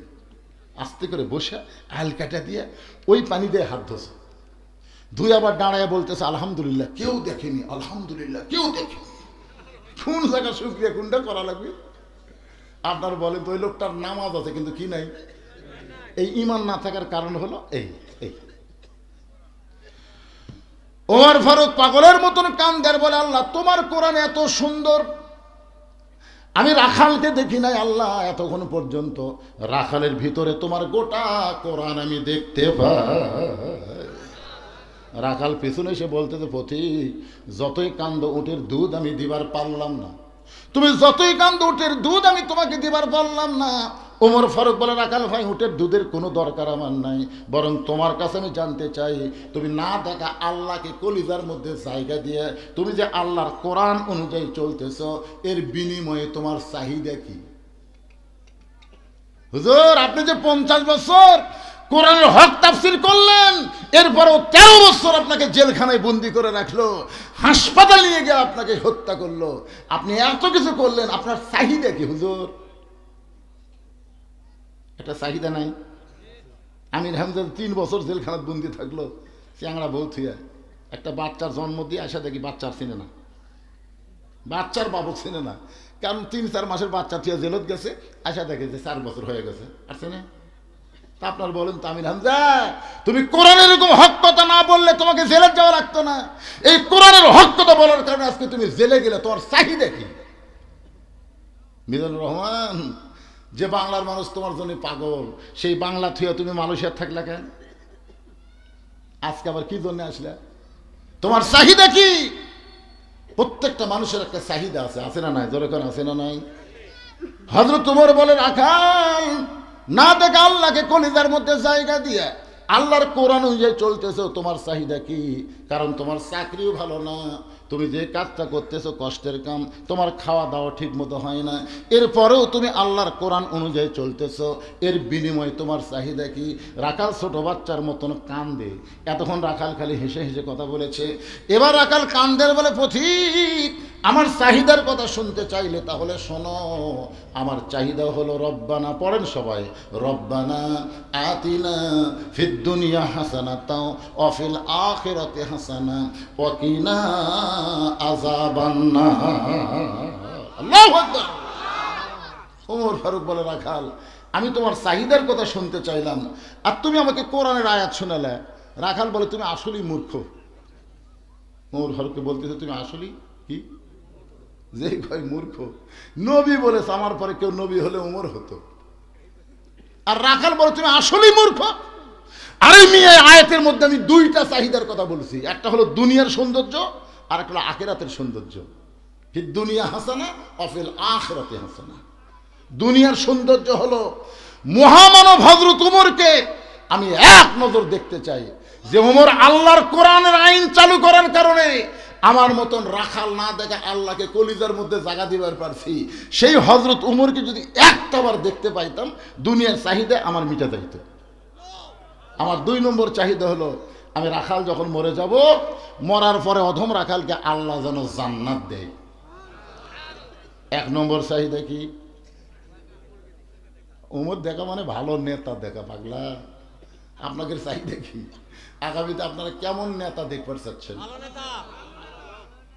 যেই নেতা নামাজ পড়ে শুধু পড়াবার পারে না, আর কতক নেতা আছে নামাজ পড়ে আবার পড়াবার পারে, দরকার হলে জুম্মার দিনে খুতবাও দেয়। জোরে কোন কথা কর না। এখন আপনারা খবর, হুজুর অ্যাঙ্গেলে কি মারতেছে রে? এটা অ্যাঙ্গেল নয় রে বাবা, ডাইরেক্ট কি মারতেছে। হযরত ওমর চোখের পানি নিয়ে দৌড়ে গিয়ে রাখালের হাতটা ধরে 3টা চুমা খাইলেন। এক দৌড়ে গিয়ে এভাবে হাতটা ধরে 3বার চুমা খাইলেন। রাখাল কয়, পাগল নাকি? আমার ঘামা হাতে 3টা চুমা দিলে। ওমর ফারুক বলে, রাখাল তোমার 2 নম্বর চাহিদা আল্লাহ পুরা করছে, মরার সঙ্গে সঙ্গেই আল্লাহ তোমাকে জান্নাত দিয়ে দিবে। আপনারা তো সুবহানাল্লাহ বলেন, কিন্তু রাখাল সুবহানাল্লাহ কয় না। ওমর ফারুক বলে, রাখাল মরার সঙ্গে সঙ্গে আল্লাহ তোমাকে 8টা জান্নাত দিয়ে দিবে। রাখাল সুবহানাল্লাহ কয় না। ওমর ফারুক বলে, রাখাল মরার সঙ্গে সঙ্গে আল্লাহ তোমাকে জান্নাত দিবে। রাখাল মুচকি মুচকি হাসার বলে, পথিক এতক্ষণ মনে করছিলাম তুমি বোকা, কিন্তু এখন দেখছি তুমি খুব চালাক। ওমর ফারুক বলে, আমি কি চালাকি করলাম? বলে, মরার পরে জান্নাত দিবে, এই বাকি কথা তুমি সহজেই বলতে পারো, কিন্তু হযরত উমরকে এক নজর দেখতে পাবো, এই নগদ কথা বলতে তোমার কোন জাকাত বাজে? মরে গেলে জান্নাত, এটা সবাই কয়। টাকা দিল 10, বেশ তো ফসাফস। টাকা দিল 20, বেশ তো দিয়ে দিস। কতগুলো বক্তা আছে, মিলানি বক্তা, মিলে মিলে দেন। এই সকালবেলা আদায় করে দেখবেন প্রত্যেকটা কথাটা মিলে মিলে কয়। তাহলে মরার পরে জান্নাত পাবো, এই বাকি কথা তুমি বলতেছো, কিন্তু হযরত উমরকে এক নজর দেখতে পাবো, এই নগদ কথা বলতে তোমার কোন জায়গায় বাজে? উমরের চোখ দিয়ে দর দর করে পানি পড়তেছে। যে রাখাল আমাকে তওবা পড়াইছে, যে রাখাল আমাকে মুনাফিক কইছে, যে রাখাল আমাকে ভণ্ড কইছে, এখন যদি বলি আমি উমর, বলাও সারা, রাখাল হার্ট ফেল করে মরাও সারা। উমর ফারুক চিন্তায় পড়ে গেলেন কি করবে। এমন সময় আল্লাহর কোরআন বলতেছে, উদউ ইলা সাবিলি রাব্বিকা বিল হিকমা। ওমর, তুমি ডাইরেক্ট যদি বলবার না পারো তাহলে হিকমত অবলম্বন করে বলো। উমর ফারুক বলে, রাখাল ভাই, সত্যিই যদি উমরকে দেখতে চাও তাহলে ফজরের নামাজ তোমাকে সামনে কাতার আদায় করা লাগবে। ফজরের নামাজ যদি সামনে কাতার আদায় করতে পারো, মেহরাবের মধ্যে যেই মানুষটাকে দেখবা ইমামতি করতেছে, ওই মানুষটি হলেন হযরত উমর। আল্লাহর কোরআন দিয়ে যখন বাংলাদেশ চলবে, প্রত্যেকটা এমপিকে নামাজ পড়লে হবে না, পড়ানো লাগবে। আমার মসজিদে 3 মুসল্লি হুজুর আসেনি, আমি কেবল ঢুক পেরে যা দেখি, ওরা খালি বারবার ঘড়ি দেখতেছে, বারবার, আর দরজার দিকে তাকে আছে, হুজুর ঢোকে না খেলে। ওরা নামাজ পড়ে ঠিকই, পড়াবার পারে না, বুঝলেন, বারবার খালি ঘড়ি দেখতেছে। তো আমি ঢুক পেরেছে, ঢুকলাম না, তখন ঢুকলি তো আমার সামনে দিবি।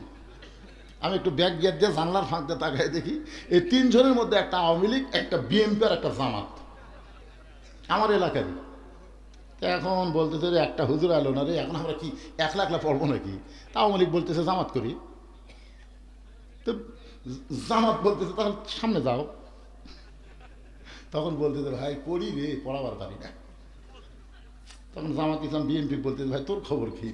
খুব পারলে আকামত পারবো, কিন্তু আমি সামনে যাবো না। তখন বলে, আওয়ামী লীগ পারে না পড়াবার, তুই আকামত দিব, তার সামনে কে যাবি?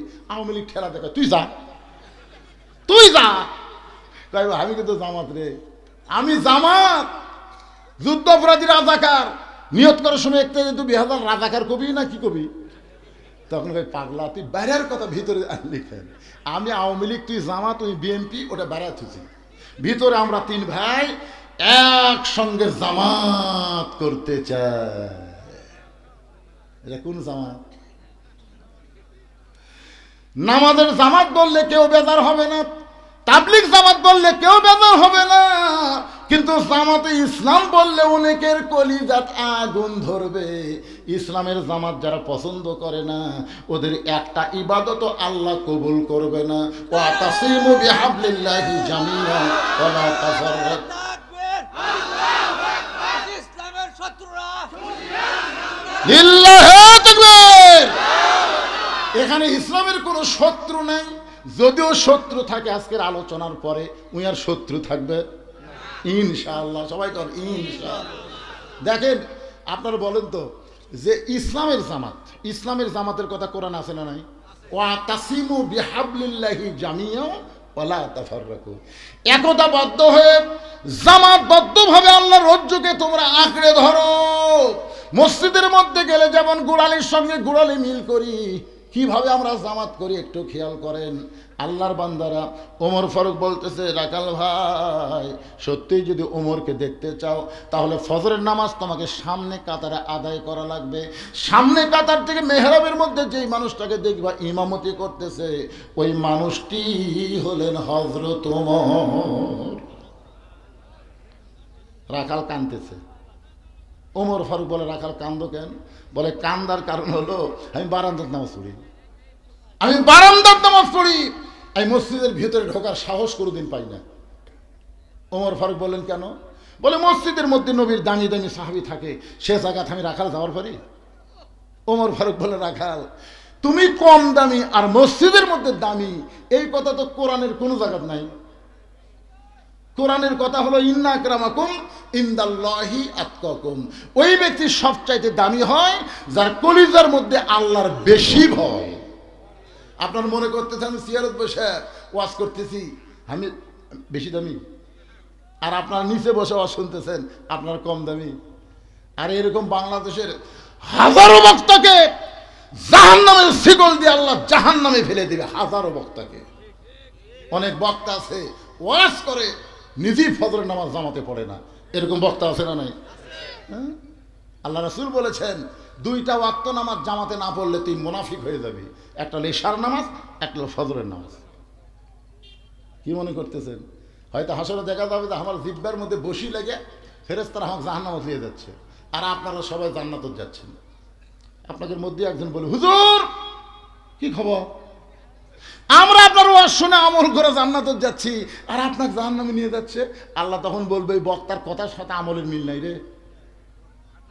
তখন আপনারাই হয়তো বলবেন, আল্লাহ হুজুরের ওয়াজ শুনে আমরা জান্নাতে যাচ্ছি, হুজুরক না হয় জান্নাত দেন।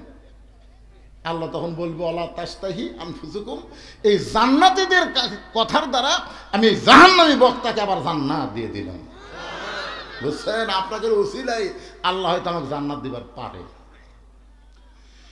আল্লাহ বলেছেন লিমা তাকুলু মা লা তাফালুন, কথা বলবে ভালো ভালো, আমল করবা না। এই দুনিয়াতে বক্তা হও, হুজুর হও, পীর সাহেব হও, কিন্তু আসল জায়গায় গিয়া ধরা খাবা। জোরে বলেন কথা ঠিক কিনা? ওমর ফারুক বলে, রাখাল ভাই তুমি কম দামি আর ভিতরে দামি দামি, এই কথা তোমারে কে বুঝাইলো? ফজর নামাজ সামনে কাতারে আদায় করো। রাখাল বলতেছে আজকে এশার নামাজ পড়ার পরে আমি আর বাড়িতে যাচ্ছি না। ওমর ফারুক বলেন কেন? বলে এশার নামাজ পড়ে বাড়িতে গেলে ফজর সামনে কাতারে পাওয়া যাবে, তাই আমি এশার পর থেকেই ফজর নামাজ সামনে কাতারে যাওয়ার চেষ্টা করব। ওমর ফারুক বললেন, রাখাল বলো তো ফজর থেকে জোহর আর এশা থেকে ফজর এই দুই ওয়াক্ত লম্বা কেন? খুব খেয়াল করবেন, এশা থেকে ফজর আর ফজর থেকে জোহর এই দুই ওয়াক্ত লম্বা কেন? রাখাল বলতেছে আমি তো বলতে পারি না ভাই।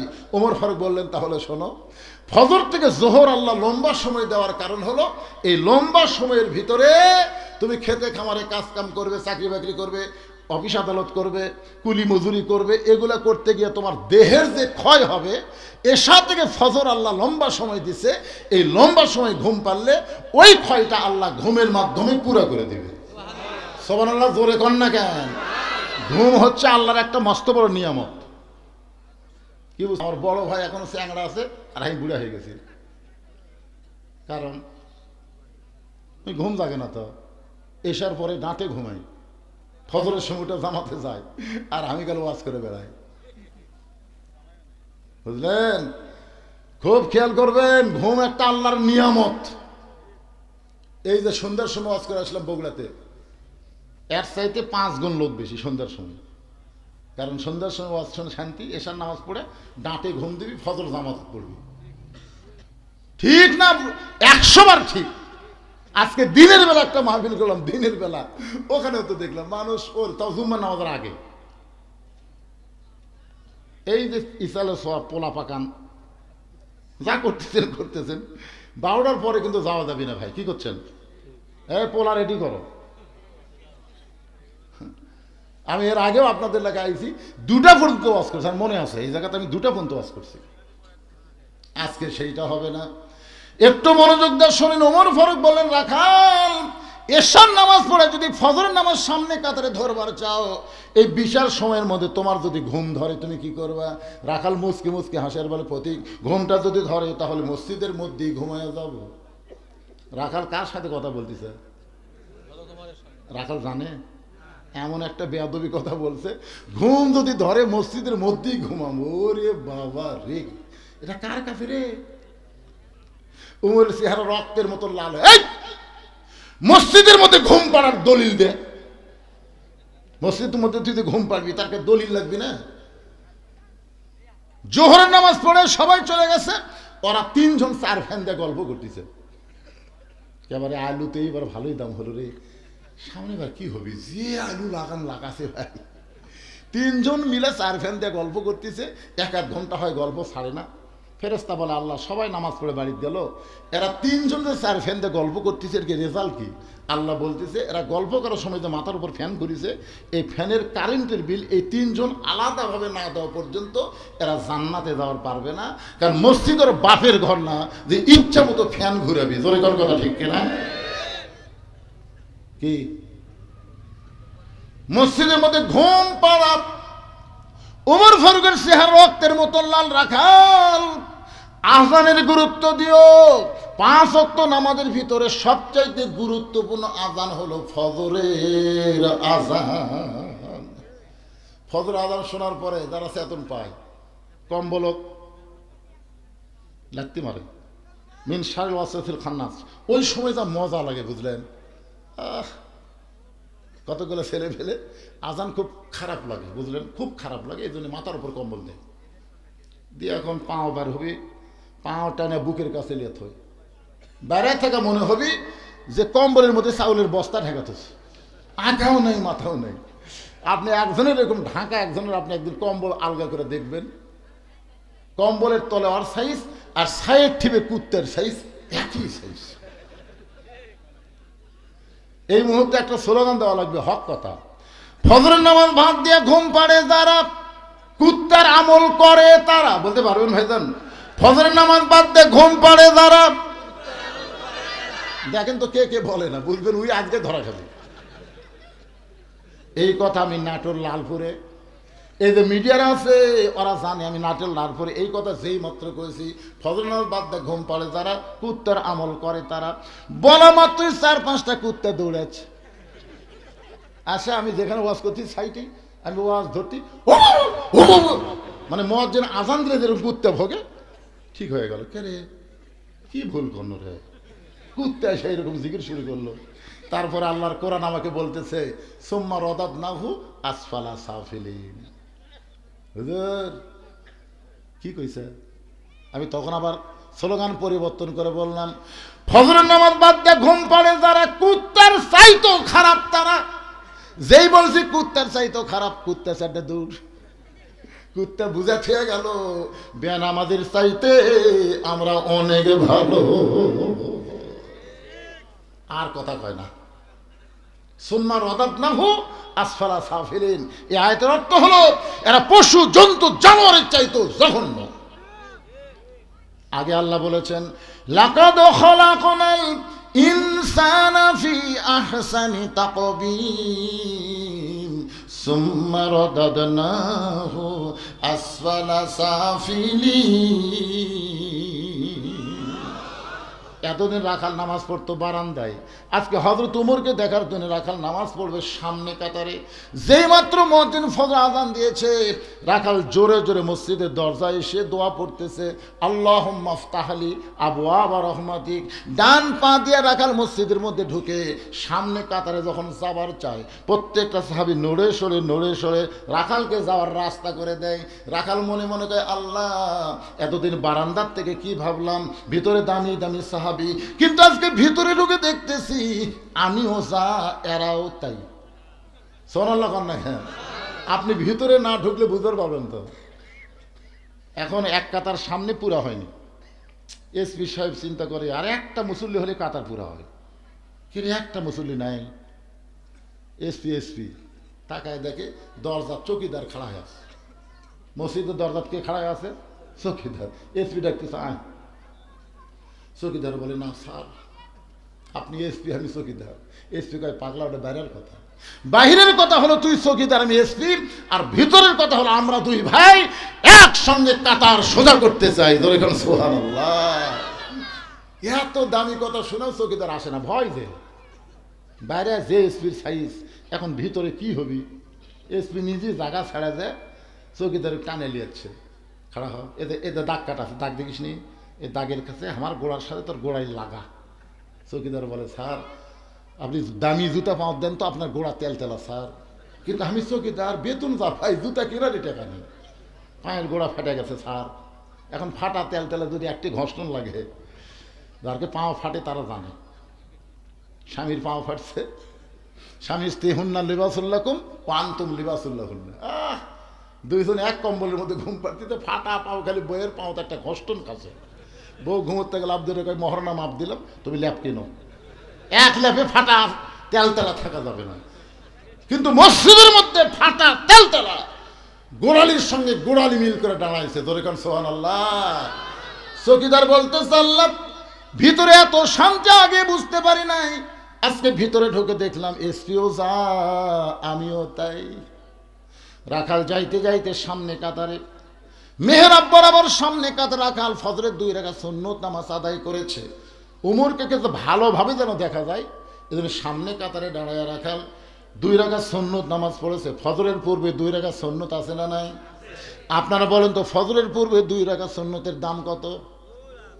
বহু দাম। আল্লাহ রাসূল বলেছেন, আসমান জমিন বিক্রি করলে যে দাম হবে তার চাইতে বেশি দাম হলো 2 রাকাত সুন্নতে। জোরে কান সুবহানাল্লাহ। রাখাল 2 রাকাত সুন্নত নামাজ পড়ে চুপটি করে বসে আছে, আর মনের মধ্যে বড় আশা, আজকে হযরত ওমরকে প্রাণ ভরে দেখবে। কিন্তু একজন মুসল্লি মসজিদের মধ্যে ঢুইকা দেখে জায়গা দখল। ওই মুসল্লির নাম হল ওসমান গনি। ওসমান গনি মসজিদের মধ্যে ঢুকে দেখে আমার জায়গাত কে বসে আছে না। ওসমান গনি একটু দেরি করছে তো, আর রাখাল মানে দেখার জন্য সবার আগে আছে। ওসমান গনির জায়গা দখল। এখন আপনারা বলেন তো, শুধুমাত্র ইমাম ছাড়া মসজিদের কোনো মুসল্লির জায়গা নির্দিষ্ট আছে? কিন্তু ওসমান গনি কেন বলতেছেন যে আমার জায়গাতে রেখে রে? এটা আল্লাহ রাসূলের জায়গা নির্ধারণ করে দিছে যে আমি যতদিন ইমাম থাকবো, আমি বরাবর পিছনে যিনি দাঁড়াবে তার নাম হলো আবু বকর। আবু বকর রাদিয়াল্লাহু যখন ইমাম হবে, আবু বকর বরাবর যিনি দাঁড়াবে তার নাম হলো ওমর। ওমর যখন ইমাম হবে, ওমর বরাবর যিনি দাঁড়াবে তার নাম হলো ওসমান। ওসমান যখন ইমাম হবে, ওসমান বরাবর যিনি দাঁড়াবে তার নাম হলো হযরত আলী। হযরত আলী যখন ইমাম হবে, আলী বরাবর পিছনে। এই কথা বলে নবী কারোর নাম কয় না। সাহাবের বললেন, হুজুর তাহলে হযরত আলী যখন ইমাম হবে, আলী বরাবর পিছনে কে দাঁড়াবে? রাসূল বললেন, মা ইয়ান্তিকু আনিল হাওয়া ইন হুয়া ইল্লা ওয়াহয়ুহা। আমি নবী ততক্ষণ পর্যন্ত বলতে পারি যতক্ষণ আল্লাহ বলায়। এ আলী পর্যন্তই বলার হুকুম পাইছি, আলীর পরে আমি জানি না। এ আলী পর্যন্ত হলো খোলাফায়ে রাশিদিন। তাহলে হযরত ওমর যখন ইমামতি করবে, ওমর বরাবর যিনি দাঁড়াবে তার নাম হলো ওসমান গনি। কিন্তু আয়েশা দেখে জায়গা দখল। আল্লাহর নবী বলেছেন, আমার যত সাহাবী আছে সবচাইতে নরম মনের সাহাবীর নাম হলো ওসমান গনি। রাখালের কাছে এসে দেখে ফাঁকা আছে। এই ফাঁকের মধ্যে 2 রাকাত সুন্নত পড়ে রাখালের দিকে 3 বার তাকাছে। 3 বার। কোনোদিনও দেখেনি, আজকে প্রথম। একটু ভালো করে দেখার দরকার আছে না নাই? প্রথম তাকাতেই রাখাল, দ্বিতীয়বার তাকাতে মূর্খ মানুষ যে, তৃতীয়বার যে মিয়া বারবার কি দেখো মিয়া। ওসমান গনি ভয়ে লাফ দিয়ে উঠছে। ওসমান গনি কয়, ভাই রে, আমি জীবনে তোমাকে কোনোদিন দেখিনি, একটু ভালো করে দেখতেছি, আর তুমি এমন গরম হলে তোমার পরিচয় কি? বলে, আমার পরিচয় হলো আমি একজন রাখাল। যেই কইছে রাখাল, ওসমান গনি মুসকে মুসকে হাসতেছে। মুসকে মুসকে হাসার কারণ হলো, রাখাল যারা হবে তাদের ভাষা নরম থাকলে হবে না, রাখালের ভাষা গরম হওয়া লাগবে। আল্লাহ রাসূল বলেছেন, প্রত্যেকটা অভিভাবককে আল্লাহ তাআলা রাখালের দায়িত্ব দিয়ে দুনিয়াতে প্রেরণ করছে। আপনি গরু ছাগল চড়াবেন, দয়াও করবেন, কিন্তু ঘাস বাদ দিয়ে যখন আবাদের দিকে যাবি তখন কি বলবেন? বাবা গরু, বাবা গরু, ওদিকে যাস না বাবা, ওদিকে আবাদ আছে। এই লরম কথা গরু শুনবে। আর যদি এই গরু এক ধাপ যদি সামনে পা দেশ, এই লাঠি দেখ, মানুষের চাইতে গরুর কান ভালো, ওই লাঠি থেকে আবার ফেরত চলে আসবে। এখন হয়তো আপনারা মনে করতেছেন, হুজুর আমাদের তো গরু ছাগল নাই, আমরা কার উপর রাখালি করব? আপনি চোখ বন্ধ করে দেখেন, আছে, চোখ বন্ধ করে দেখেন, আছে। আপনার বাড়িতে 42 বছরের একটা গাভী আছে। রূপকত্বে কইলাম, আসলত্ব বুঝা লিবেন। এই গাভী মনে করেন আপনার বউ। এই ভারতের চ্যানেল দেখে আপনি এশার নামাজ পড়ে এসে বাড়িতে কেবল পাওয়া দিয়েছেন, আপনার বাড়ির থেকে হরি হরি হরি হরি লো হরি হরি হরি কে রে? আমি সামনে কাতারে নামাজ পড়লাম, মুসলমানের বাড়ি, হিন্দুদের পূজার বাদ্য বাজে কেন?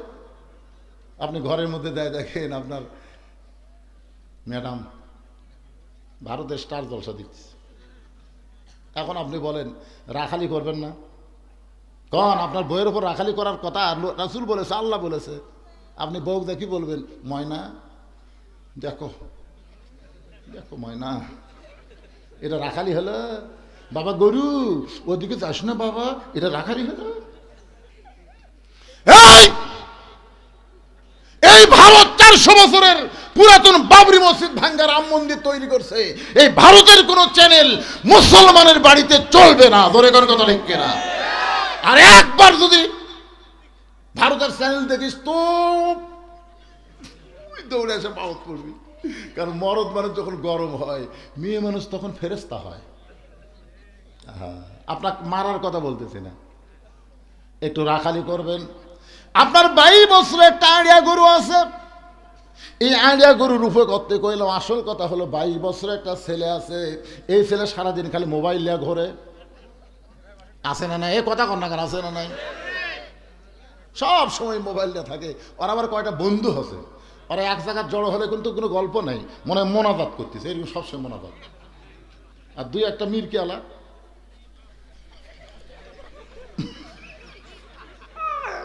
এই 3-4 জন একটি বসে আছে, গল্প নাই কথা নাই, খালি লোক ঝোঁকায়। ওই দিক দিয়ে একটা কুত্তে যাচ্ছে, কুত্তে যায় আর চিন্তা করে এলা কি গাছের গোড়া না মানুষের, দেখে 2-3টা একটু লড়াচড়া করে, কিন্তু একটা লড়েই না। ওই যে এই যে দেখতেছে ভাই, ওই যে কি মালি দেখতেছে, বুঝলেন? কুত্তা গাছের গোড়া মনে করে পেশাব করে দিচ্ছে, পিছন দিকে তাকে দেখে পিঠ ভিজা গেছে, কুত্তা হেঁটে যাচ্ছে। তা আপনার ছেলে রাত 3টা পর্যন্ত আর্জেন্টিনার খেলা দেখে, মেসি কিভাবে গোল করে, কিভাবে কাটিয়া গোলের কাছে নিয়ে যায়, এইগুলো সব আপনার আইডিয়া দেখে। কিন্তু ফজর আজান শুনলে আপনার ছেলের ঘুম ভাঙে না। আপনি ছেলের উপর রাখালি করার দরকার আছে না নাই? আপনি জানেন আপনার ছেলে যখন এই ফজর আজান সময় ঘুম পাড়বে, এই ছেলে সকালবেলা উঠে চলে যাবে স্ক্যান পরে, এমন একটা ফুল প্যান্ট পরে কলেজে যাবে। আপনি মনে করেন আমার ছেলে তো সেই ছেলে রে, সারাদিন ঘরে পেশাব করে খাড়া হয়ে থাকে, পানি টানি লাই না, টপ টপ করে পেশাব দিয়ে সব মাখা ফেলে নাপাক অবস্থায় বাড়ি ফিরে আসে। আপনি একজন বাবা হিসাবে আপনার ছেলের দিকে রাখালি করার দরকার আছে না নাই? যেরকম আছে না নাই? আপনি বলবেন বাজান আসো মসজিদে যাই, আবার আসার পরে বলবেন বাবা একসাথে আমরা ভাত খাই, একই সঙ্গে ভাত খাবেন, একই সঙ্গে নামাজ পড়তে যাবেন। আপনার বাড়িতে একটা 17 বছরের বকনা আছে, বকনার উপকরতে কইলাম, আসল কথা হলো একটা মেয়ে, মেয়েটার বয়স হলো 17 বছর। এই মেয়েটাকে আপনি বাবা হিসাবে কি বানাবেন? পরিমণি বানাবেন না ফাতেমা বানাবেন? বাবা হিসাবে আপনার সিদ্ধান্ত নেওয়ার দরকার আছে না নাই? এ কথা কোন আছে না নাই? আপনার মেয়েটাকে আপনি কি করবেন? যদি রাখালি করেন তাহলে আপনার মেয়েটা ফাতেমা হবে, আর যদি রাখালি না করেন আপনার মেয়েটা আস্তে আস্তে পরিমণি হবে। একজন মুসলমান তার মেয়েকে কোনো সময় পরিমণি করবে না, একজন মুসলমান তার মেয়েকে ফাতেমা বানানোর চেষ্টা করবে। জোরে কোন ঠিক কি না? আল্লাহর নবী মেয়েটার সামনে দাঁড়িয়ে বলেন, ফাতেমা তুই কখনো মনে করিস না মা, তোর বাবা আল্লাহর নবী বলে তুই জান্নাতি, তোর বাবা বিশ্ব নবী বলে তুই জান্নাতি, এইটা কখনো মনে করিস না মা। ফাতেমা বলে, বাবা আমি তো সব সময় মনে করি আমার বাবা হলো বিশ্ব নবী, এই কারণে আল্লাহ আমাকে জান্নাত দিবে। রাসূল বলে, ফাতেমা রে তোর বাবার কারণে আল্লাহ তোকে জান্নাত দিবে না, জান্নাতে যদি যাবার চাস মা জান্নাতের আমল করে তোকে জান্নাতে যেতে হবে। ফাতেমা বলতেছে, বাবা তাহলে কি আমল করব যে আমল করলে আল্লাহ আমাকে জান্নাত দেবে? রাসূল বললেন, ফাতেমা মাত্র 4টা আমল করবি মা। 1 নম্বর হলো পর্দা, পর্দা যদি না থাকে পরের 3টা আমলের কোনো দাম নাই। 2 নম্বর হলো স্বামীর কথা মতো চলা, 3 নম্বর হলো 5 ওয়াক্ত নামাজ পড়া, আর 4 নম্বর হলো রমজান মাসে রোজা রাখা। মাত্র এই 4টি আমল যদি করতে পারিস ফাতেমা, 8টা জান্নাতের দরজা আল্লাহ খুলে দিবে, যে কোনো দরজা দিয়া তুমি জান্নাতে প্রবেশ করবা।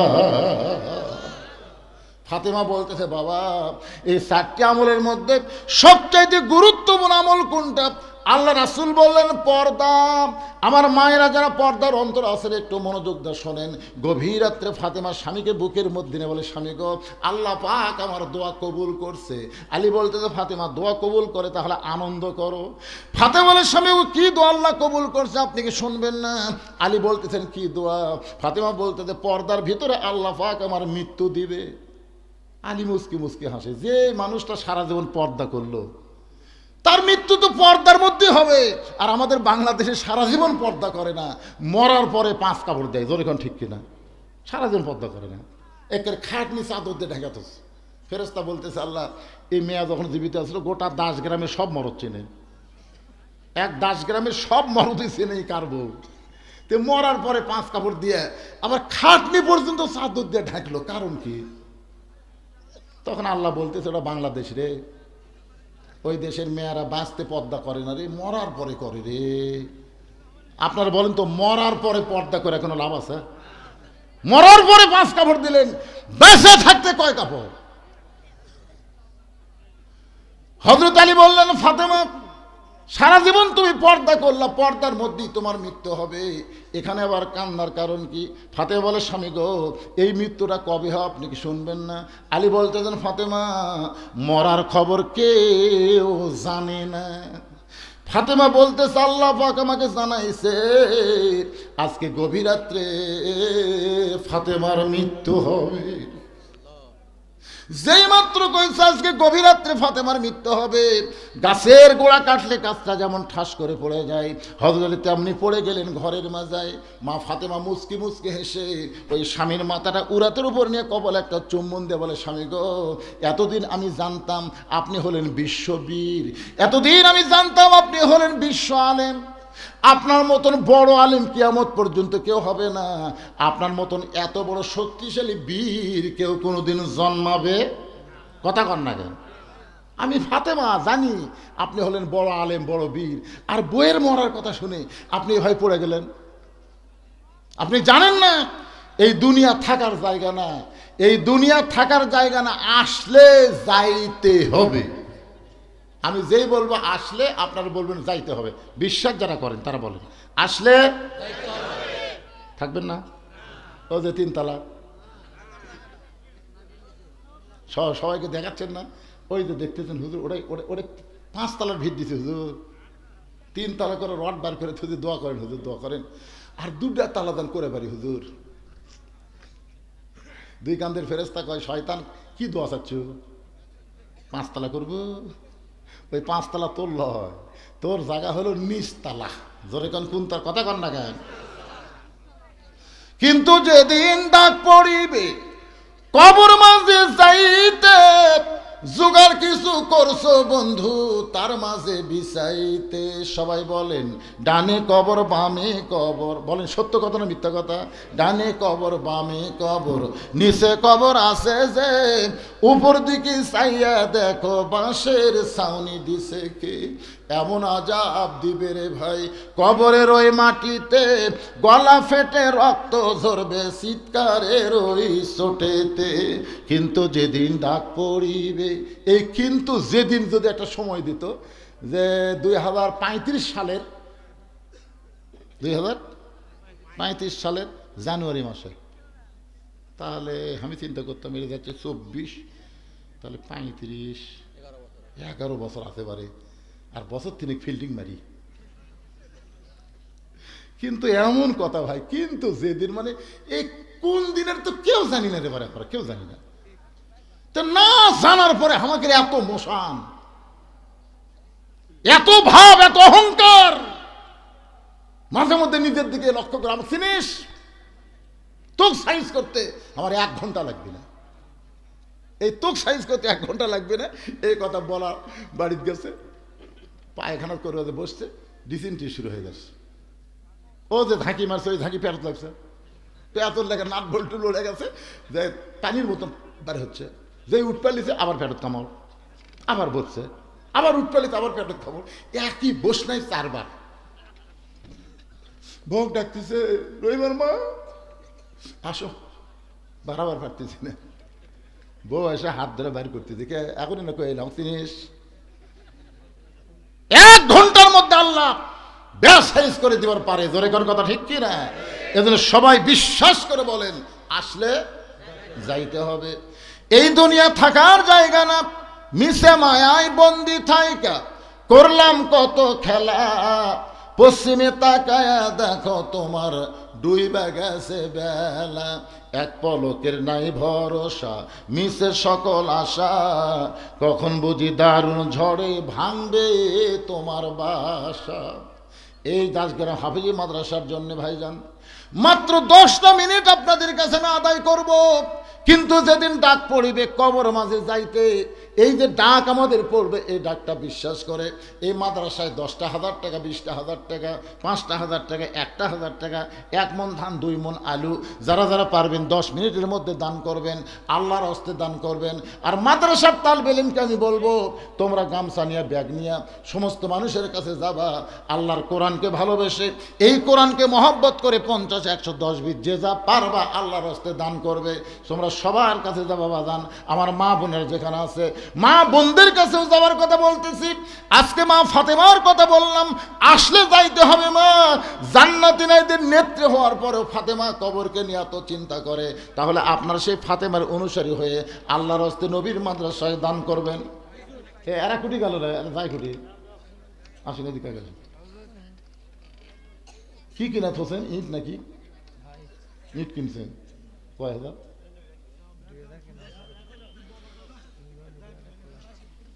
জোরে জোরে কন, 2,000 কিনছেন, কয় হাজার লাগবে? 10,000 ইট লাগবে। 2,000 কিনছে, 10,000 ইট লাগবে। এই মাদ্রাসার দোতলা, তাই না? নুরানি চালু করবে, নুরানি চালু করবে, নুরানি।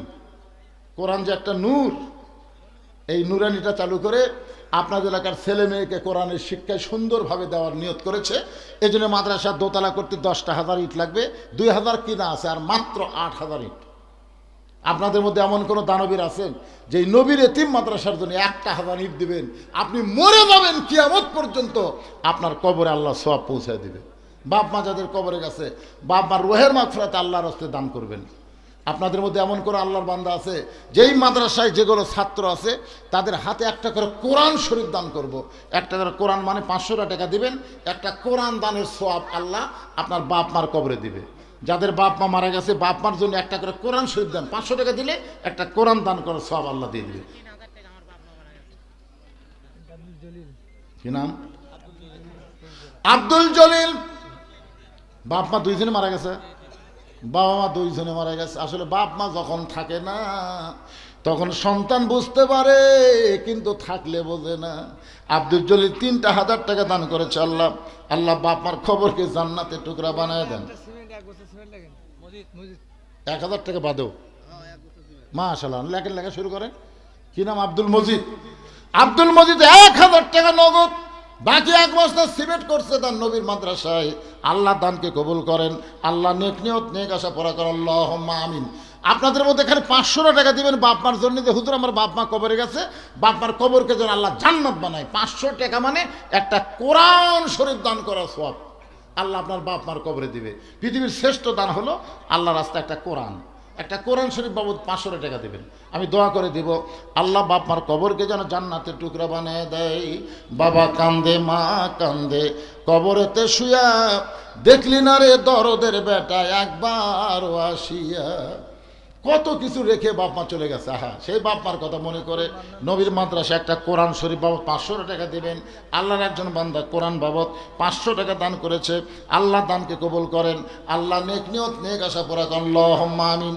এতগুলো মানুষের মধ্যে এই 10 গ্রামের লোকেরা আছেন, 1,000 ইট দিবেন এমন একজন বান্দা আল্লাহ দাঁড়ান, যে হুজুর আমি থাকবো না, কিয়ামত পর্যন্ত নবীর মাদ্রাসা থাকবে, আমার দেওয়া ইট মাদ্রাসা নুরানি হবে, এই জন্য 1,000 ইট দেন। দেন একজন আল্লাহর বান্দা সাহস করে বলেন, আল্লাহ তোমার একজন বান্দা 2টা কোরআন শরীফ বাবদ 1,000 টাকা দান করেছে।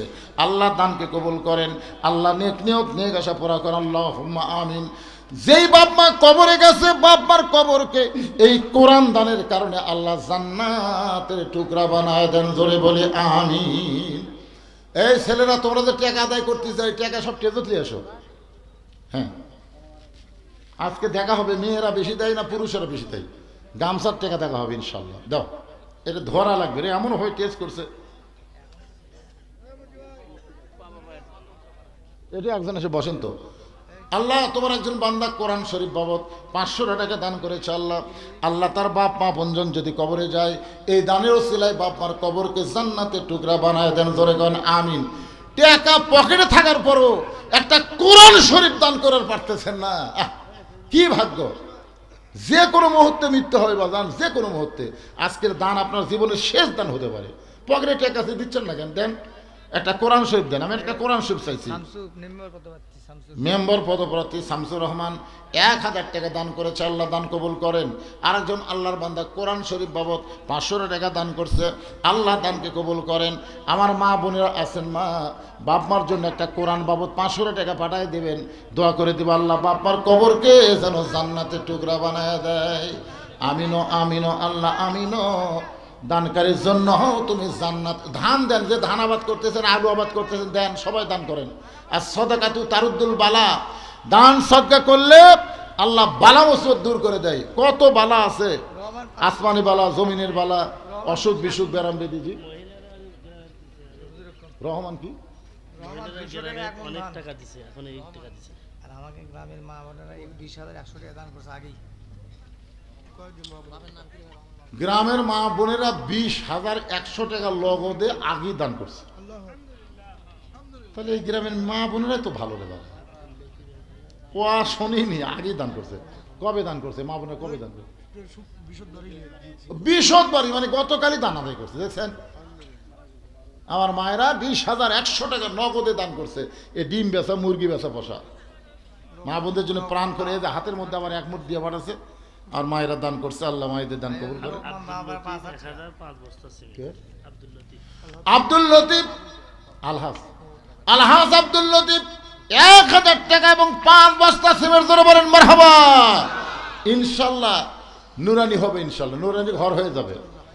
1000 টাকা 5 বস্তা সিমেন্ট দান করেছে আলহাজ আব্দুল লতিফের দানকে আল্লাহ আপনি কবুল করেন, আল্লাহুম্মা আমিন। আগামী জানুয়ারি 3 তারিখে লোকমান হাকিম 5,000 টাকা দান করবে, আল্লাহ তার দানকে কবুল করেন। জোরে কোন আমিন, জোরে বলে আল্লাহুম্মা আমিন। এটা আমিন কোন বোঝেন না? হামিদুল ইসলাম 1000 টাকা দান করেছে, আল্লাহ হামিদুলের দানকে কবুল করেন।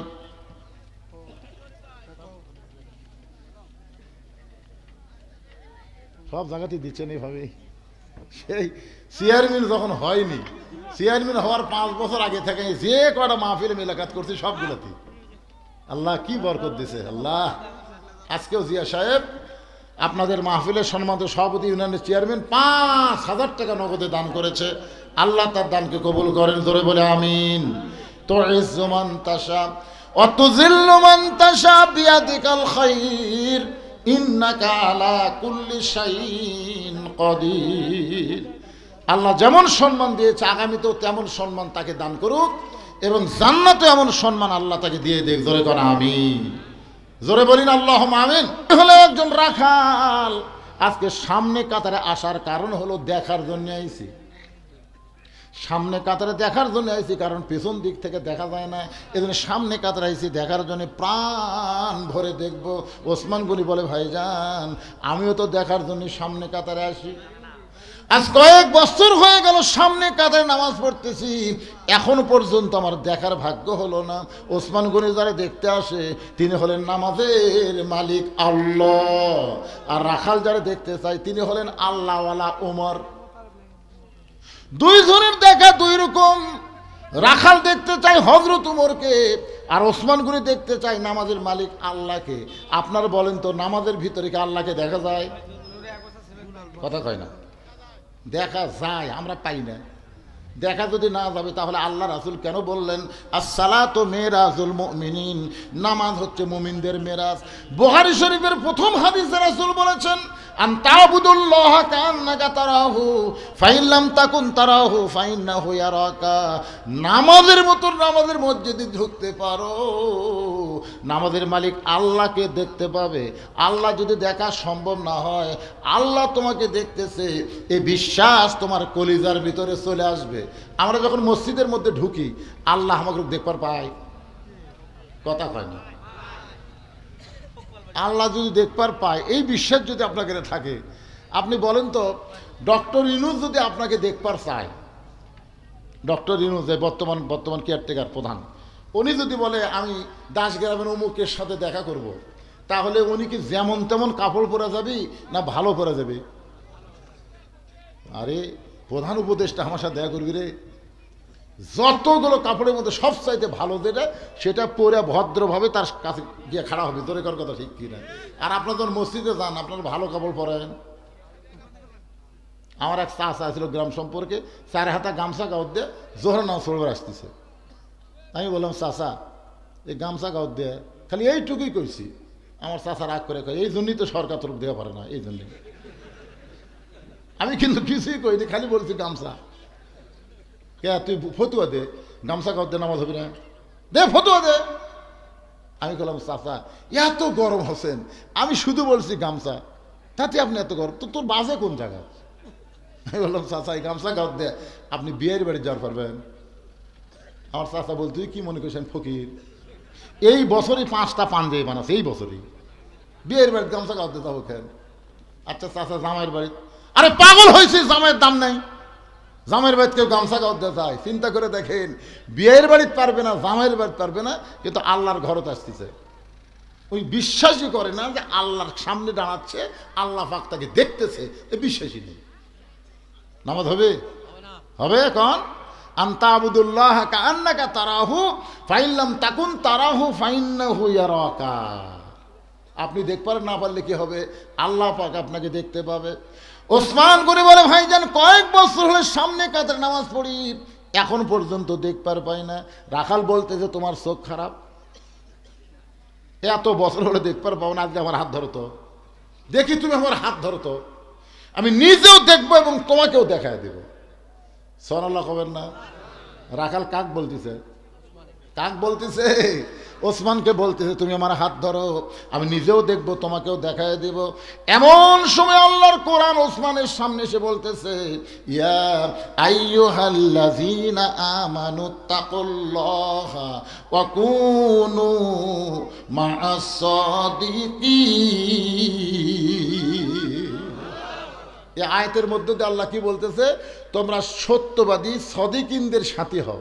এই সাথী মানে সত্যবাদীর দল করো, এই সত্যবাদী সিল মারো, সবই আছে এর মধ্যে, আছে না নাই? অকুনু মা'আস সাদিকিন, এই মা শব্দের বহু ব্যাখ্যা। সত্যবাদীর দল করো, সত্যবাদীর সাথী হও, সত্যবাদীর সিল মারো, সত্যবাদীর ক্ষমতা পাঠাও, ভালো লোক, এই আয়াতের বহু অর্থ করা থাকে। তো এখন কথা হলো অকুনু মা'আস সাদিকিন। ওসমান গনি চিন্তা করতেছে আল্লাহ নিজের যোগ্যতায় আমি তোমাকে দেখতে পাইনি, আজকে এমন একজন পাইছি, সে নিজেও দেখবে এবং আমাকেও দেখায় দিবে। ভালো মানুষ সবাইকে কিন্তু ভালো মনে করে, জোরে কোন ঠিক কিনা? ওসমান গনি নরম তেলের মানুষ, রাখালের হাতটা ধরে বসে আছে। কিছুক্ষণ পরে যখন নামাজের সময় হয়েছে, জামাতের সময়, এমন সময় মুয়াজ্জিন আকামত দেওয়া শুরু করছে। মুয়াজ্জিন যখন আকামত দেয়, এমন সময় হযরত ওমর মেহরাবের মধ্যে ঢুকছে। রাখাল খালি ওসমান গনি কিন্তু হাত ধরে আছে। রাখাল টানালে দেখতে যে কে রে, এটা তো কে রে, ই নামাক করলো। যে ওমরকে দেখতে গেলে সামনে কাতারত যাও, তা এসে দেখি এটা নিয়ে এই মালিক ঘুরতেছে। ওসমান গনি কিন্তু হাত ধরে আছে, আর রাখাল খালি চিন্তা করতেছে কে রে। মুয়াজ্জিন যেই মাত্র বলেছে কদ কামাদিস সালাহ, কদ কামাদিস সালাত, সঙ্গে সঙ্গে রাখাল আল্লাহু আকবার। ওসমান গনি হাত ছাড়ে দিয়ে বলতে কে রে ভাই, ইমাম সাহেব ভুল করলে মানুষ লোকমা দেয়, আর আকামতি শেষ হয়নি, তুমি আল্লাহু আকবার লোকমা দিলা। রাখাল বলতেছে এই জন্যই তো তুই কানা, এই জন্য এত বছর হলে সামনে কাতার নামাজ পড়িস, এখন পর্যন্ত দেখবার পাস না, এই জন্যই তো তুই কানা। ওসমান গনিকে যখন রাখাল কানা কানা বলতেছে, এমন সময় দ্বিতীয় কাতারে একজন সাহাবী দৌড়ে এসে রাখালের হাতটা হ্যাঁচকা দিয়ে বলে পাগল, যেই ব্যক্তি এতক্ষণ তোর হাত ধরেছিল ওই মহান ব্যক্তিকে তুই চিনিস?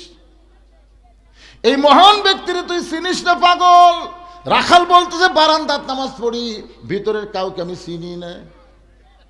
সাহাবী বলতে পাগল রে, তুই যাকে কানা কানা বলে তিরস্কার করলি, ওই মানুষটা হলো আল্লাহ নবীর ডবল জামাই ওসমান গনি। রাখাল ছোট বাচ্চার মতন ফোপায় ফোপায় কাঁদতেছে। এই জন্যই মসজিদের মধ্যে ঢুকতে চাই না, কারণ মসজিদের মধ্যে দামি দামি সাহাবীর মধ্যে আমি রাখাল কেমনে দাঁড়াই। এই জন্যই বারান্দায় নামাজ পড়ি, কিন্তু ওই পথিক আমার সর্বনাশ করছে। ওমর ফারুকের দিকে আঙ্গুল তুলে বলতেছে, ওই পথিক আমার সর্বনাশ করছে। ওই পথিক আমারে কইছে, ওমরকে যদি দেখবার চাও তাহলে সামনে কাতারে নামাজ পড়লে মেহরাবের মধ্যে যাকে দেখতে পাবা সেই হলো হযরত ওমর। আমি বারান্দা থেকে সামনে কাতারে আইছি শুধু হযরত ওমরকে দেখার জন্যে, কিন্তু ওমরের জায়গায় যদি পথিককে দেখতে পাই তাহলে তোমরাই বলো লোকমা দেওয়া ছাড়া তো আমার উপায় নাই। আমি আল্লাহু আকবার লোকমা দিয়া ওই পথিককে মেহরাব থেকে সরাই দিব। ওই জায়গায় হযরত ওমরকে আমি এক নজর দেখতে চাই। হাজার হাজার সাহাবীরা কান্দে। মসজিদের ভিতরে সমস্ত সাহাবী যখন কাঁদতেছে, রাখাল চিল্লায় বলে বারান্দায় নামাজ পড়া ভালো, এই ভিতরে কেন কান্দাকান্দি শুরু হয়ে গেল? ওসমান গনি বলে, রাখাল ভাই, ভিতরে কান্দার কারণ হলো তুমি যারে পথিক পথিক বলতেছো তিনি হলেন হযরত ওমর। গাছের গোড়া কাটলে গাছটা যেমন ঠাস করে পড়ে যায়, রাখাল তেমনি মেহরাবের মধ্যে পড়ে কাটা মুরগির মতন ছটফট করতেছে আর বলতেছে, আমির আল মুমিনিন, আমি আপনাকে তওবা পড়াইছি, আমি আপনাকে মুনাফিক কইছি, আমি আপনাকে ভণ্ড কইছি। এত কথা বলার পরেও আপনি অধম রাখালকে কিছুই বলেননি। হাজার হাজার মুসল্লি সাহাবীরা সবাই আশ্চর্য হয়ে গেছে, কার সামনে কি বলতেছে যে রাস্তাতে গেলে শয়তান 40 দিন যায় না। আল্লাহ নবী বলেছেন, আমার পরে কেউ যদি নবী হতো আল্লাহ ওমরকে নবী বানাই দিত। আর সেই মানুষটার সামনে বলতেছে, আপনাকে আমি তওবা পড়াইছি, আপনাকে মুনাফিক কইছি, ভণ্ড কইছি, অদম রাখালকে আপনি কিছুই বলেন নাই। সঙ্গে সঙ্গে হযরত ওমর ওই পড়ে যাওয়া রাখালকে এক টানে তুলে বুকের সঙ্গে চাপটে ধরে কপালে একটা চুমা দেয়। সাহাবীরা রে, এই রাখালের এত কথা হজম করার পিছনে একটাই মাত্র কারণ, আমি রাখালকে দেখি নাই, রাখালের ভিতর আমার আল্লাহর কোরআন দেখতে পাই। এখান থেকে প্রমাণ হলো কোরআন শুধু ওয়াজ শোনার জন্য আল্লাহ আমাদেরকে দেয় নাই, বাস্তবে আল্লাহর কোরআনকে আমাদের গ্রহণ করতে হবে। যদি কোরআনকে গ্রহণ করতে পারি আর কোনো জালেমের জুলুম আমাদের সহ্য করা লাগবে না, আর কোনো ফ্যাসিস্ট ক্ষমতার চেয়ার পাবে না। ভালো মানুষগুলোকে আমরা বাছাই করে করে আল্লাহর কোরআনকে বুকে নিয়ে সংসদে পাঠাবার চাই। এই তৌফিক যেন বাংলাদেশের জনগণকে আল্লাহ দেয়। জোরে গণ আমিন। আল্লামা সাইদি হুজুর যতবার কোর্ট কাছে আদালতে প্রত্যেকবার কোরআন শরীফ কোথায় দেখেন না আপনারা? আরে এই জন্যই তাকে বলা হতো কোরআনের পাখি। আজকে আপনারা সেখানে কোরআন থেকে ওয়াজ শুনে গেলেন, কোনো লাভ নেই। সারা জীবন খালি নামাজ পড়বেন,